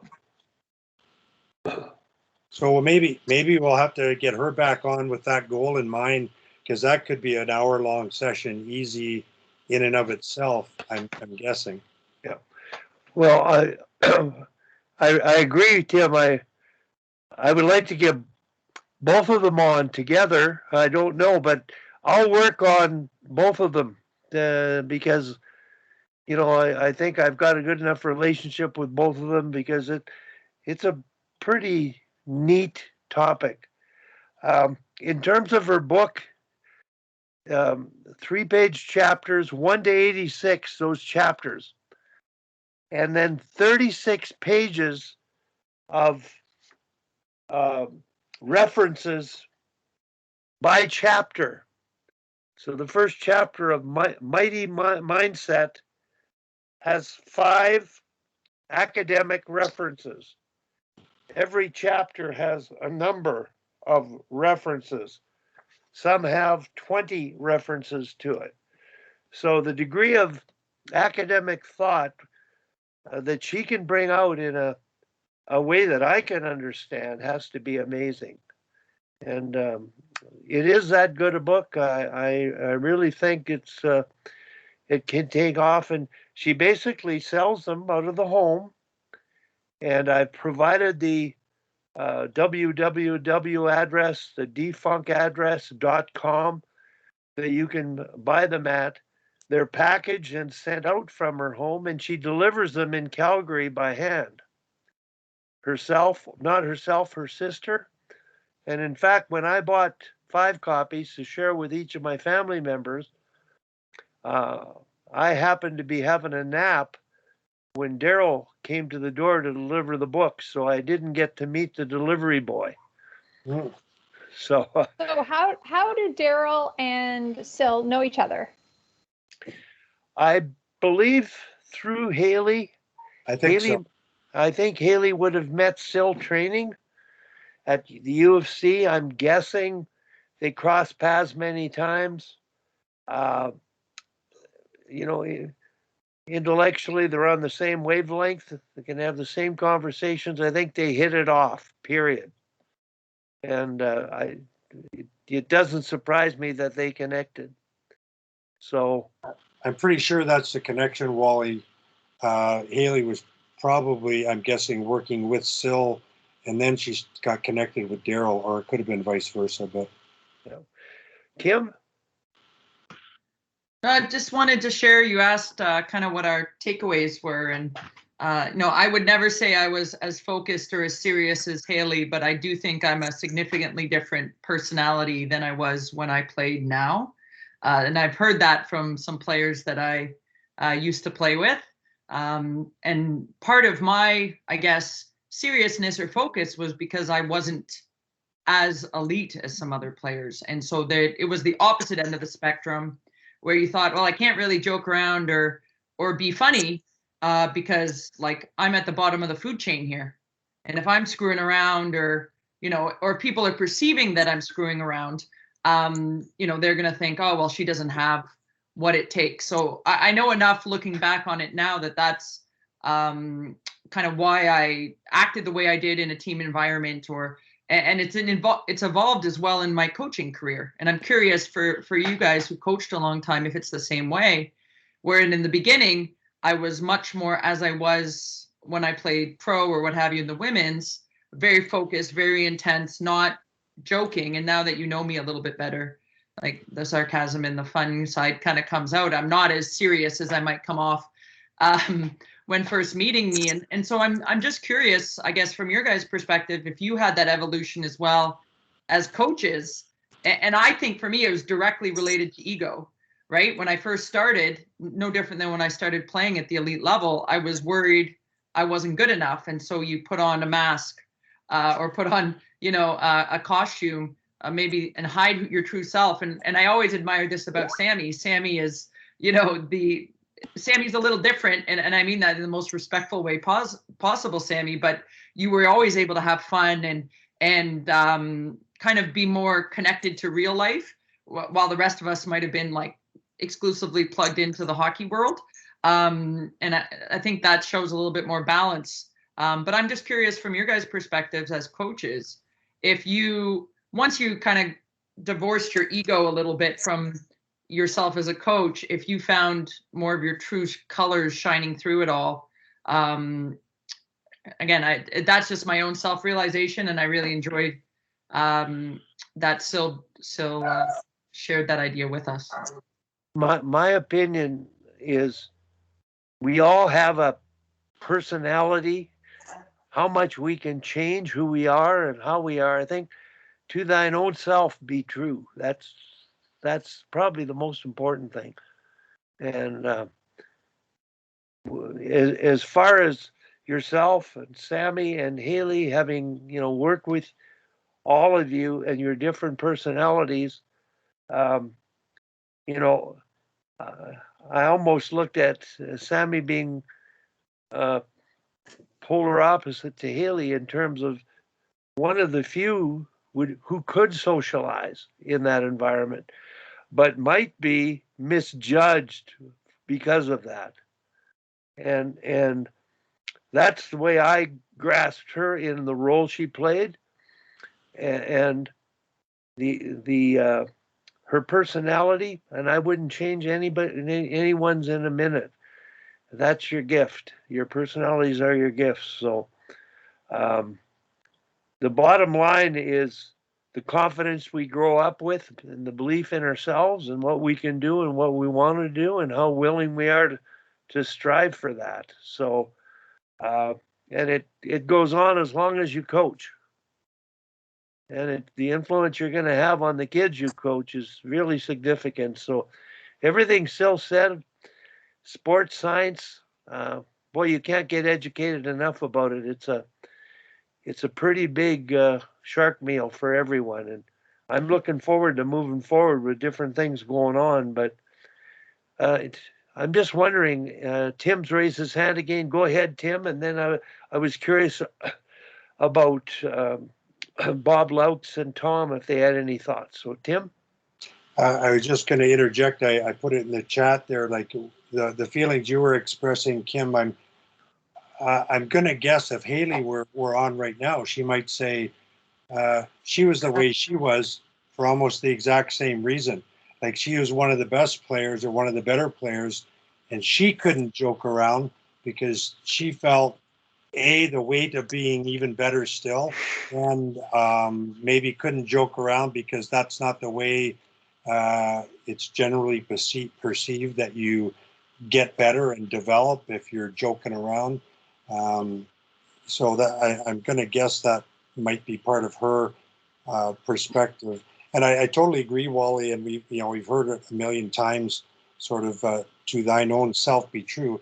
The most important part of that, though, I feel, is you have to know yourself before you can be true to yourself. And many people, and I'll put myself in that category to a large extent, we don't necessarily do the work to really know and understand ourselves.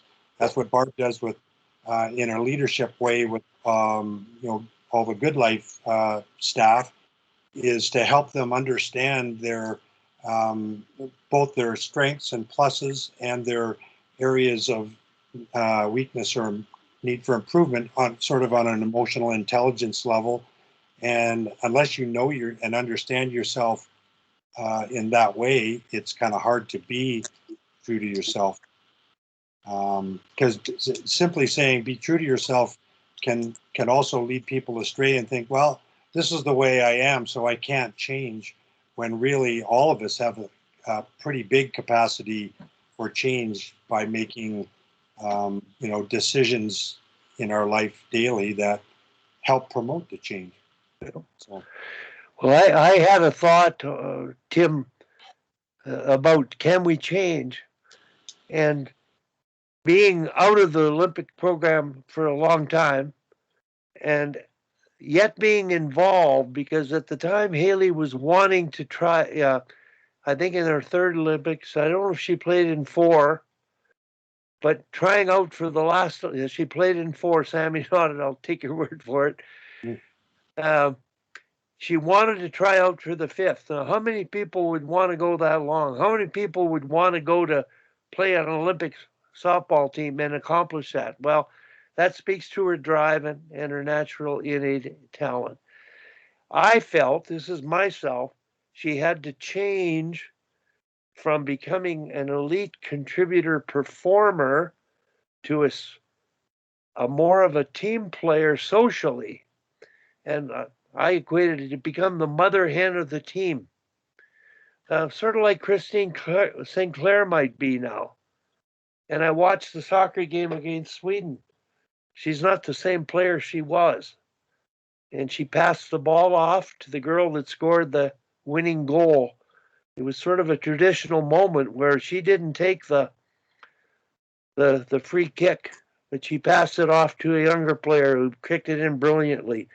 So I was hopeful for Haley that they would give her a tryout, and like a heavyweight boxer, you won't lose unless you're going to be knocked out, kind of thing. And unfortunately, it didn't happen. And I know that Daryl was very supportive of her, trying to help her achieve her fifth one. So was Syl. And I felt if people would view their roles in terms of the development and creation of a team with that kind of a vision, I might have been able to make it happen if I was involved, but maybe not. Who knows? It's done, and sleep can't be lost over it. But I just think you do have to be able to change and adapt in some way to the role you play from year to year to year, or Olympics to Olympics to Olympics. And in Haley's case, she made some pretty good gains with her hockey sense. I saw that happening, but the leadership piece needed to be something that was learned, gained, coached, whatever. So that's my opinion anyway. Any thoughts on that, Tim? No, I would agree. She was just, and she knows she was her own worst enemy in some ways in terms of her intensity at different times during her career, and really learned to corral that as best she could, and with Syl's help. And I mean, she's had an unbelievable career. Everything has to come to an end at some point, unfortunately. I'd be really curious from, Bob and Tom, who have been through it all. Interesting that Kim and Wally would say that about me. That's very kind of you guys. But I really felt like, and I tried to allude this in my book, that, I came into the program as essentially at the start of my career, got the #1 starting position. So I could be myself. I was in the role I wanted to be in, and I felt like I could be a leader. And then as an athlete, like, how do you, for me, I then wasn't in the role I wanted to play for a long time later on the teams. And so how do you coach an athlete to be themselves? And, I felt like I lost myself within that program, because I was trying to be something other people were telling me to be, and to not be that, you're having too much fun, and you're not, you need to be more serious to be able to get to these next levels and all that stuff. So how do we encourage athletes who 80% of your team, every team, is not in a position they want to be in? How do we encourage them to still find themselves in there and be able to express themselves and to bring their best, even though there is a little bit of disappointment inherently in sport in general? How do we do that as coaches? So I'm just throwing that out there to you guys. Well, that Go might ahead, be the Bob. thing. That might be the hardest thing to do as a coach, is to get to know the personalities of each player and what buttons that you push to make them reach their maximum, and also at the same time being themselves. I mean, there's some players are ultra serious, some like to joke around, some are somewhere in between. Jimmy McClellan was a kid that always horsed around until he put his gear on. As soon as his gear went on, like, you didn't even look at him. He was so serious. Once he started getting dressed for practice or a game, like, you just stayed away from him. And in the practice, like, don't score on him, because he's gonna take your head off. Like, that's the way he was. But when practice was over and it was shootout time for the guys to fool around or whatever, he was the most fun guy on the ice. That's just his personality. And it took me, I couldn't figure him out to start with. Like, I thought, what is wrong with this guy? Like, he's up and down like a yo-yo. But that's the way he was. And there's every player is a little bit different, and it takes time to learn what they're like, and I think coaches are different too. I know when I started out, I was probably about as hard ass as you could get. I realized that wasn't the way to go. Right? Like you've gotta know when to, give them the rein and when not to. And as a coach, I think it's always easier to be a little more. And so, Bob, did you specifically carve out time to do that, or did you do that in like the first couple laps of a practice, or how did you get to know the athlete? Well, I think you got to get to know them. You got to get to know them off the ice a little bit too. Like I think I've always had an open door policy. You have anything on your mind, you come talk to me. It doesn't matter what it is, and hopefully it's not always about hockey. I didn't want it to be about hockey. I want it to be about family, school, whatever their car, whatever the case may be. And I think you have to really get to know them and get to know their personalities and know their family situations, know who their friends are away from the rink, because they can't only be their teammates, their friends. They have to have an outside life. And I think you have to get to know them as individuals. What do they like to do? Some kids like to draw. Some like to play the guitar. Dusty Amu used to bring his guitar on the bus, and they'd have sing songs in the back of the bus. Right? You want to do that? Do it. I'm okay with that. It's not all about hockey 24/7. Right? You have to have dimension to your life. And I think that was one of the big things with kids when I coached them, is that I let them do other things. And they couldn't believe that I would give them some freedom. And I think they have to have that. There's more to life than the hockey game. But I did expect when you're at the rink that you were there for hockey. And I don't articulate as well as a lot of you guys do, and especially Syl. But to me, when you come to the rink, you work hard. When you're done, now you can go to the dressing room, have your fun. You're not destroying the dressing room. Have your fun, leave the rink, do whatever else you're doing. When you get back to the rink, I want your full and undivided attention again. Other than that, be yourself. Do the things you want to do. And I think coaches need to do that too. I know I'd be at the rink at 6 in the morning and go home at 10 at night. Like, it's stupid. Get off the bus at 4, go home, have a shower, go back to the rink. Like, you can't do that. You wear yourself out. You just get burnout, plain and simple. And with some of us, we had our hockey teams all year long, and then did Hockey Canada stuff. And you can't exist like that. It probably contributed to my heart issues. Kim?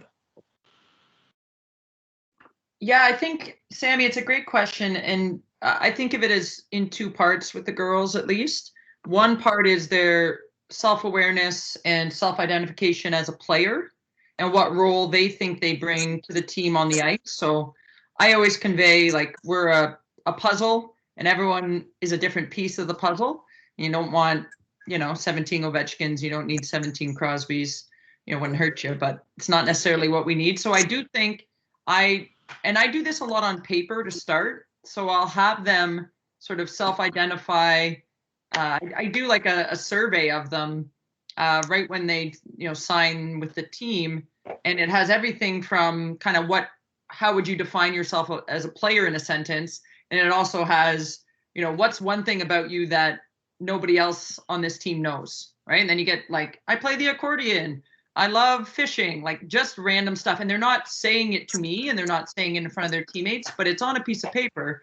And for me, those surveys, which, they also include things like their height and their GPA and things I can use on a scouting report. Like I'm getting some intel I need, but that back sheet of the paper where it's more their self-identification, I'll ask them like, what's something you're scared of? What's your favorite thing to do on a day off? Right. And it's amazing the I guess the information that gives me that, to your point, you're skating around or, you're waiting for the bus to come or whatever. And you can now ask those questions and it shows a certain level of interest and engagement with your athlete without necessarily putting them in an awkward conversation position. I even find with me, I think I'm pretty approachable, but my players don't always agree. And even though they're, 15 to 18-year-old girls, sometimes those are still awkward conversations for me to have. So that's one way I've done it. And then it gives me a little bit of intel to start growing. I think of it as a seed. That's the seed that I plant with them of the relationship. And then it kind of grows from there. And occasionally I throw the what's the one thing no one knows about you into trivia, like if we do a trivia night or whatever. And I don't know, that's just one thing I started doing, and I didn't realize until a couple of years of doing it how powerful it actually was in building those relationships in a way that felt very safe for the athlete and was very empowering for me. And I think the athletes enjoyed it as a result. But I also think the second piece of that, and Bob alluded to it, is, we don't always know what role we're playing for our players. Like for some of my players, I might have been a parent figure to them, right? Some of them I might have been, a fun buddy figure to them. Sometimes I would have been the disciplinarian, et cetera, et cetera. I think that's the really hard part, is trying to figure out kind of what they're missing in their lives, or what, hole you might be able to fill for them. And I know that's pretty high level stuff, but I think that's the little bit more challenging, is figuring out what they need and meeting them where they are. And that's the art of it that I don't know I ever mastered, but certainly worked hard to try to master with each athlete. Kim, just for everybody here, and it goes back to thine own self be true. Dominic Pittis uses the word authenticity. If you coach and you're authentic and you care, that simple phrase, they don't care how much you know, they care how much you care. That's what it's all about. They can read it. You can talk it, but they can read it and feel it. And the sincerity and the authenticity of what you do and how you do it is really important. The one thing, Sammy, I've thought this, and after reading your book, I believe it. The role you played a significant part in every one of those gold medals, and I almost think, as it was going on, you were aware of it. I know I was, and my heart went out to you with the frustration that you must have faced, but your ability to maintain an even keel the whole time for the team was just amazing. So now the idea of players earning roles, like in minor hockey, roles aren't really earned. They're given at too young an age, and bad habits and egos develop from being entitled, overplayed, getting too much recognition. And this is creating a problem up the ladder of minor hockey, and a problem in the NHL the coaches have to deal with. So earning your role, accepting your role, and I think that's on the athlete, but allow them the opportunity to earn a role, have a role. But also, Wally, though, no matter what the role is, the person needs to know that everybody appreciates the role that they're playing, because everyone wants to be appreciated. And I think no matter if you're a backup goaltender, or you're the 7th defenseman, or the 13th forward, or just a penalty killer, or a grinder, whatever, it's really important that everybody appreciates that person's role. And I'm not just talking about the coach and the player. I'm talking about other players on the team.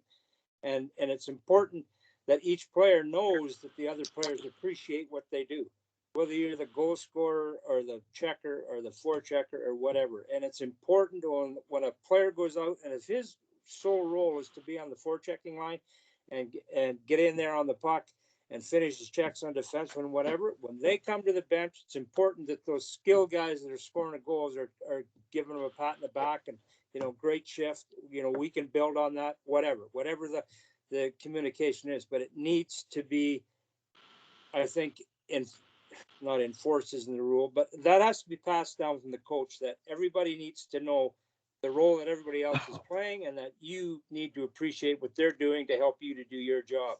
And if you don't get any recognition at all, it gets to be a pretty long season, I think. Kim, can you, Sammy, on the female side, can you mention that at all? Anything that he said, like earning a role on the female side? Why is it, to me, it's way more important on the female side. Guys will accept their role more Well, easily I if think, they're given Wally, one. what I mentioned in the chat was I wish my journey with the national team was maybe in the reverse order, because I think what it did was made me appreciate all the roles, you know, the role that I was playing. And in my book, I try to allude to why was I able to deal with it in a certain way. I mean, certain times I couldn't deal with it, but why could I deal with it? And I think it's because I had this background in so many different sports, where at times in some of those sports I was terrible and was not the go-to person, and at other sports I was the go-to person. So I had played all these different roles, whether it's my journey in art or music or whatever. You know, some things we're good at and some things we're terrible at. And I think that the issue with young athletes sometimes is when they are pigeonholed into one sport or one thing or whatever it is that they do, that when they then get into a different role, they've never seen it. They haven't even thought to think around them. You know, during my presentations, I try to share with whether it's corporate or whether it's teams, to think about what the person beside you is going through. We don't often allow ourselves to do that. And I know that I didn't with the national team until I was in it. And then I had to. You know, I can remember my first time as a third string goalie. Maybe it was the 2005 championships, and the other alternates were with me. So I had, I think, Tessa and Megan Augusta, Rebecca Johnston, maybe. And suddenly I had other people with me, and I could impart some of my wisdom. You know, I was given, you know, I self-chose this role, I guess, but that it became sort of something to do, something to sort of put your focus on. And then for the first time ever, I saw girls that were trying to make the team. Like, I don't mean that I didn't see them before, but I truly saw it because I felt their emotions. I went through the days with them. And so from then on, every camp, girls coming into the program for the first time, you know, I knew how nervous they were. I knew what it was like. And so I would go to the extra length to make their days a little bit easier, or to tell a joke or to whatever. And so that's why I kind of wish it was reversed, because I wish I had seen all of that so that when I got to the top of the mountain, I also could look down. But when I was at the top of the mountain, I don't think I had that ability. I don't think I had that strength as well as maybe some others. And I think of somebody like Sherry Piper, who just despite your thumbs up. Okay. I think of somebody like Sherry Piper and her ability to kind of have a good time and to joke with she made, I mean, for the most part, she has her faults, but she made it fun for a lot of different people, you know, and she had an eclectic group of people, of friends within the environment. And, you know, she didn't necessarily care if you're the best player or the worst player. She just wanted to know you, I guess. And, you know, everybody can say that about different people, but yeah, I wish at the minor hockey levels, and it sounds like Kim is doing this, which is amazing. And I wish there was more teaching of coaches of how to do that, to empower, like Bob said, and value each role, and know that in your minor hockey sports career, you're going to be in all those different roles. And let's practice playing each role. And let's give those kids the opportunity to be a leader and to be a follower, which is just as hard of a thing to do and just as important. So anyways, that's just me on my soapbox going off. But I think what you guys on this call are doing is already great. I'm already, you know, learning from the best here. So, Tim? Thanks, Wally. I just go back to Bob's comments there too, and you know, everything he said just rings very true. Like, and we've talked about it many times. You know, the traditional or the sort of old school is not a good way to say it, but yeah, I mean, the vast majority of coaches feel like their role, their main role, their main purpose is error correction, and that is certainly part of any coach's role and job. But to Bob's point, when you're talking about the role players, it's really, really important for coaches, as Bob mentioned, to recognize and acknowledge, the contributions, certain not just by the role players, but in particular those role players, so that they feel valued. And it's a lot easier to do that and more productive if, as a coach, you train yourself to put your focus on looking for positives in the game instead of just looking for error correction possibilities. It's really, really, I feel it's a really, really deep, important part of coaching development to learn to use Wally's phrase, which I love, to learn to transmit belief through positive reinforcement as your main focus, as opposed to error correction. Don't do this, don't do that. And then when you are getting to error correction, again, as we've talked about at length, it's how you go about that error correction through questioning and exploring and helping develop curiosity on the part of your players so that they learn to think for themselves. All of that stuff is really, really critical. So to distill all of that verbal diarrhea down to the coaches out there, learn to be a person who looks for the positive and reinforces the positive, as opposed to simply an error correction coach, which is useful to some degree, but I don't think you'll ever be the coach you can be if you get stuck in that mode. Kim? Yeah, I just think it also, I think as a coach, we make assumptions. We often think our best player is our most confident player. We think our worst player is our least confident player. And that's why I like this sort of safer way of asking questions. I did this just as a thought experiment years ago with my Bantam AA team. I asked my players, and I think I've mentioned this before, if you could only play on one special team, which one would it be?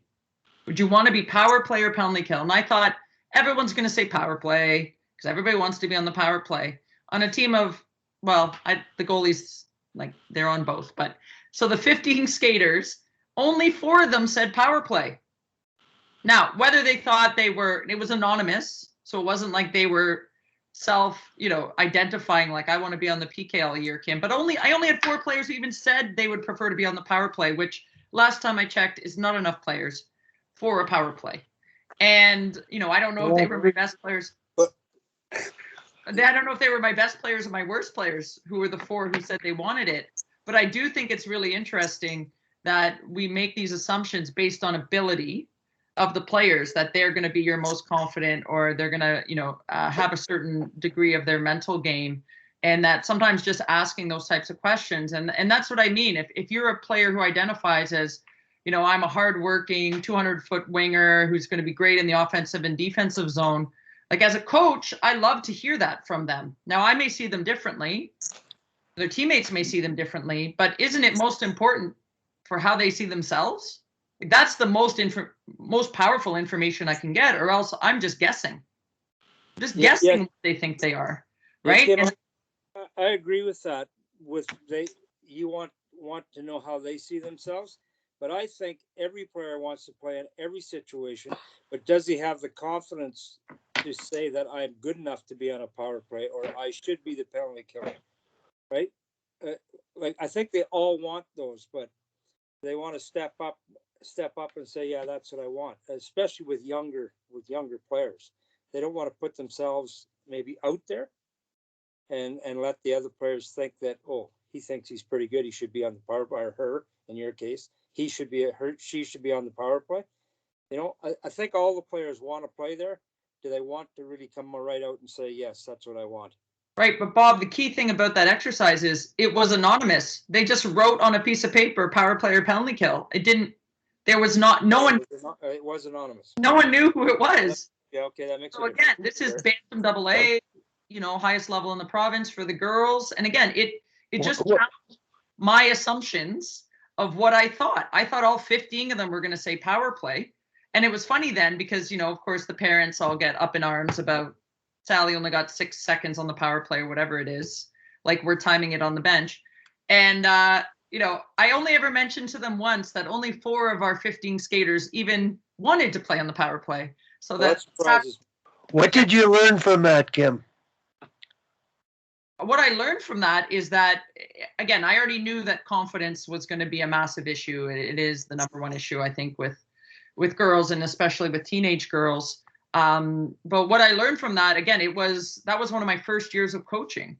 So that's one of the things that spurred on, the survey that I started to send to the players with kind of those more open-ended questions like, what's one thing we don't know about you, et cetera, et cetera. So it just challenged, because again, I would have been the player, been like, yes, I want to be on the power play. Absolutely, I want to be on the first line, right? I recognized in that moment that these, 13-year-old girls were not the same way I was at 13.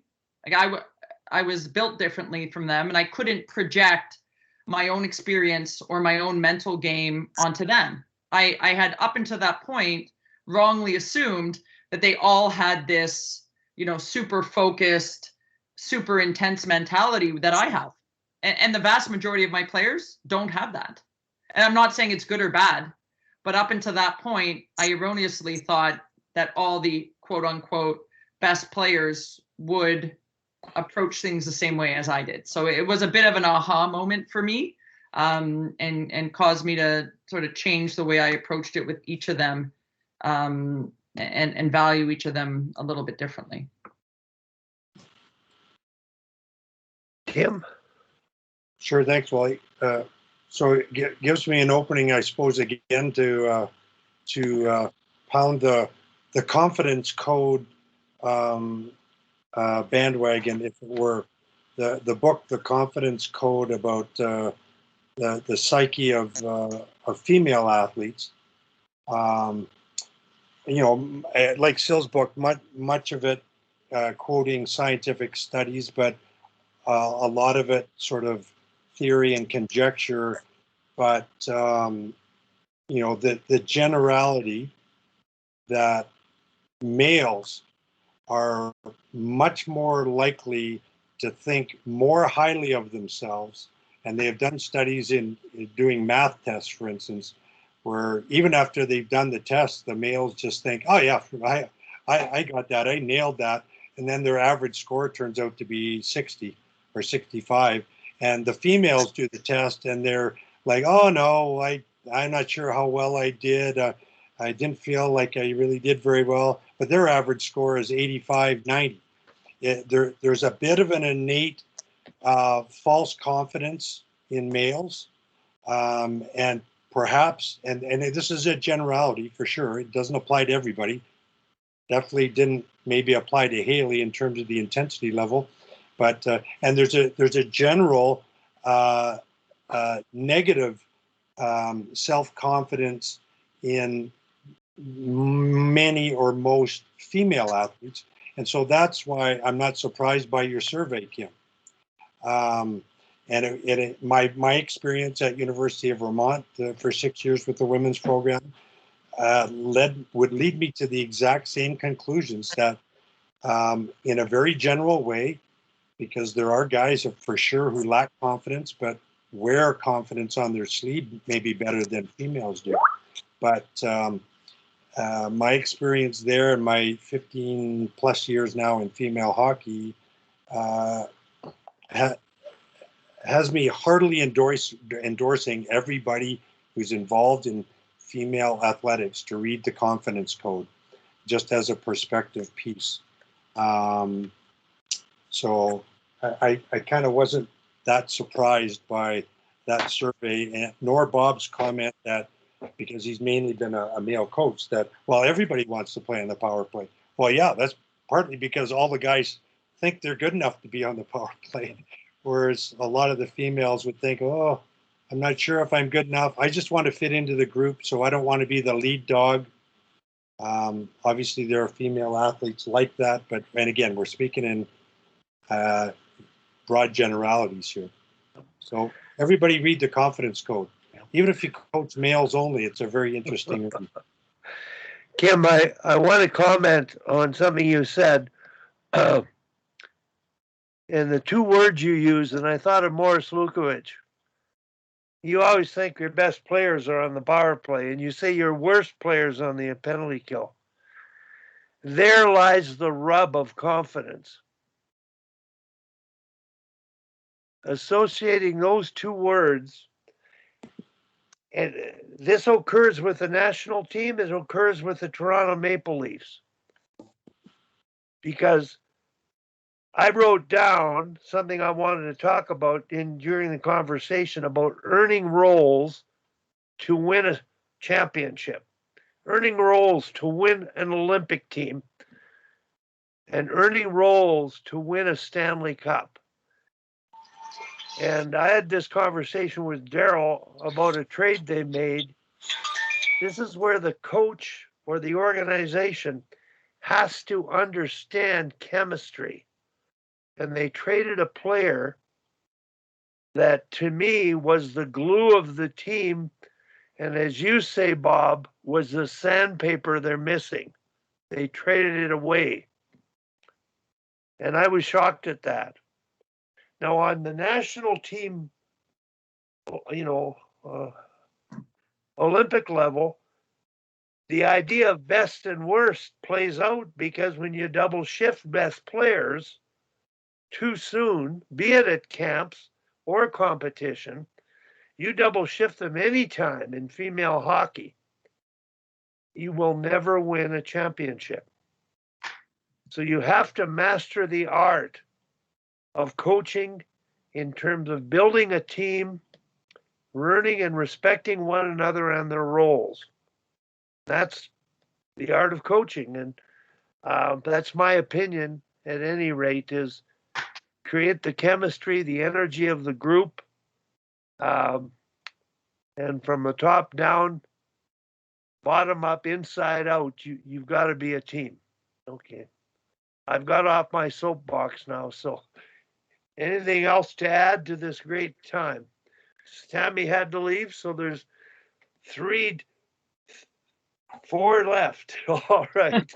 Well, I'm going to jump off too because got to run around with the kids. But Tim, I was going to ask you, have you read The Brave Athlete?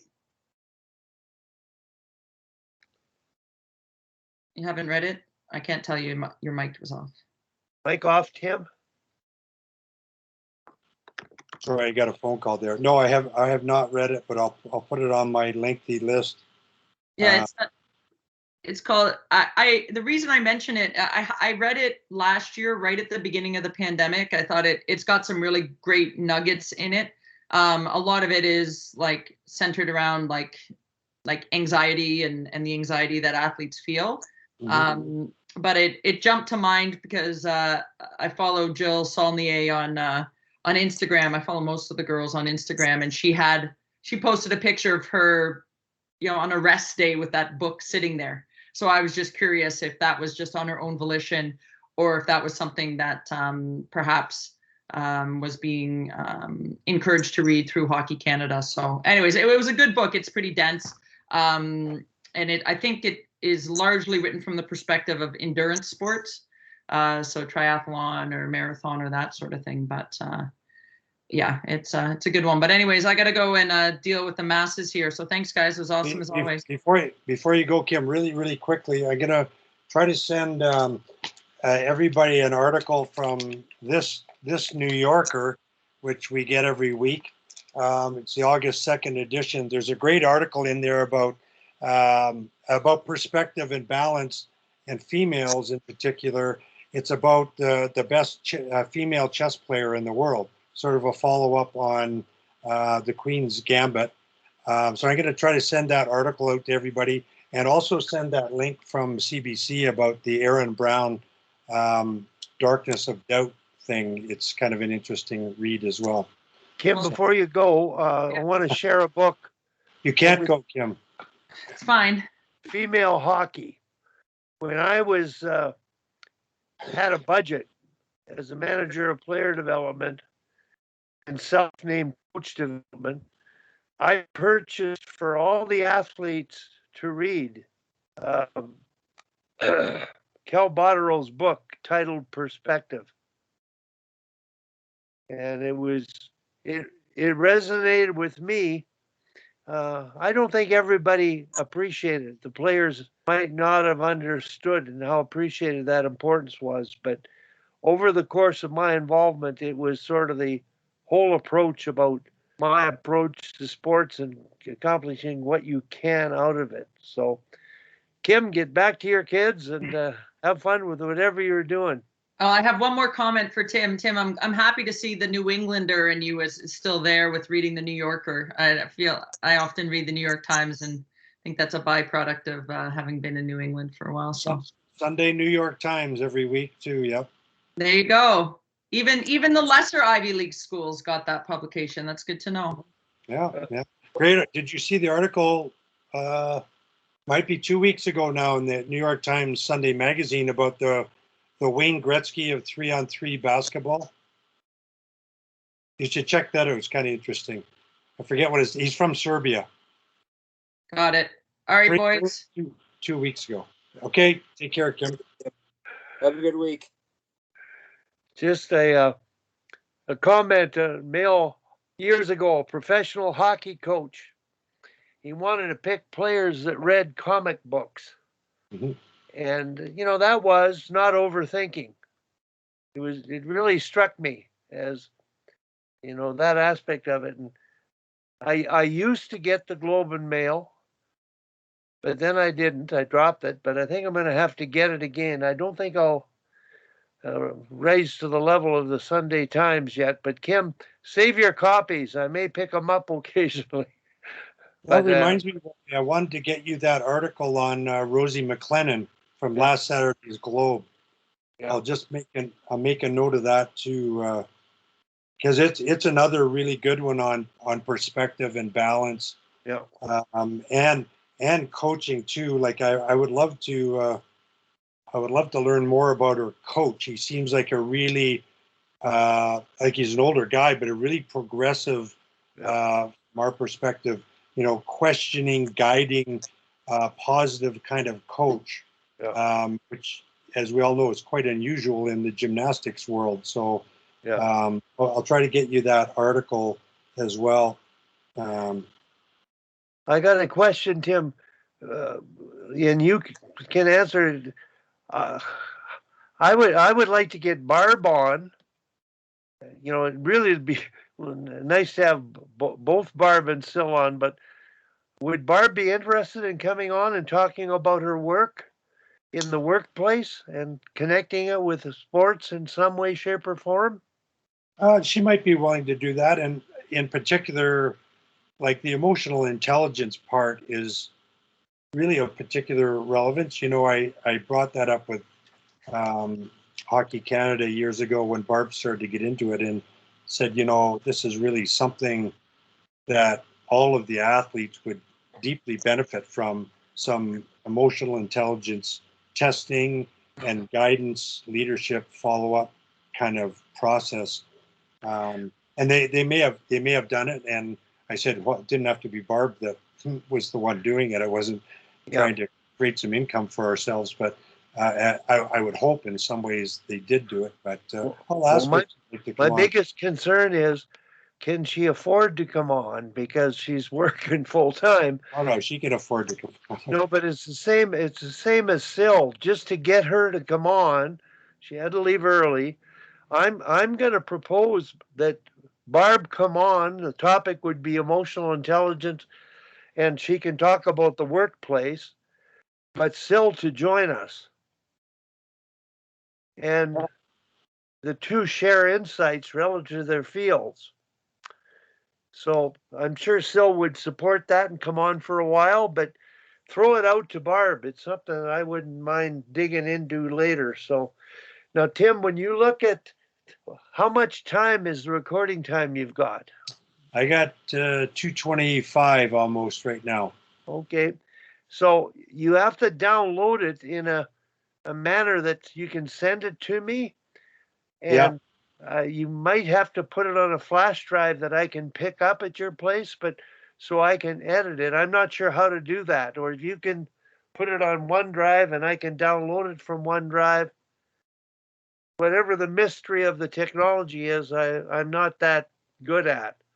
Yeah, I'm not well versed either. I might have to fiddle with it. I was thinking that was going to be part of the process. I'd have to try to get it on a stick and give it to you, which isn't a problem.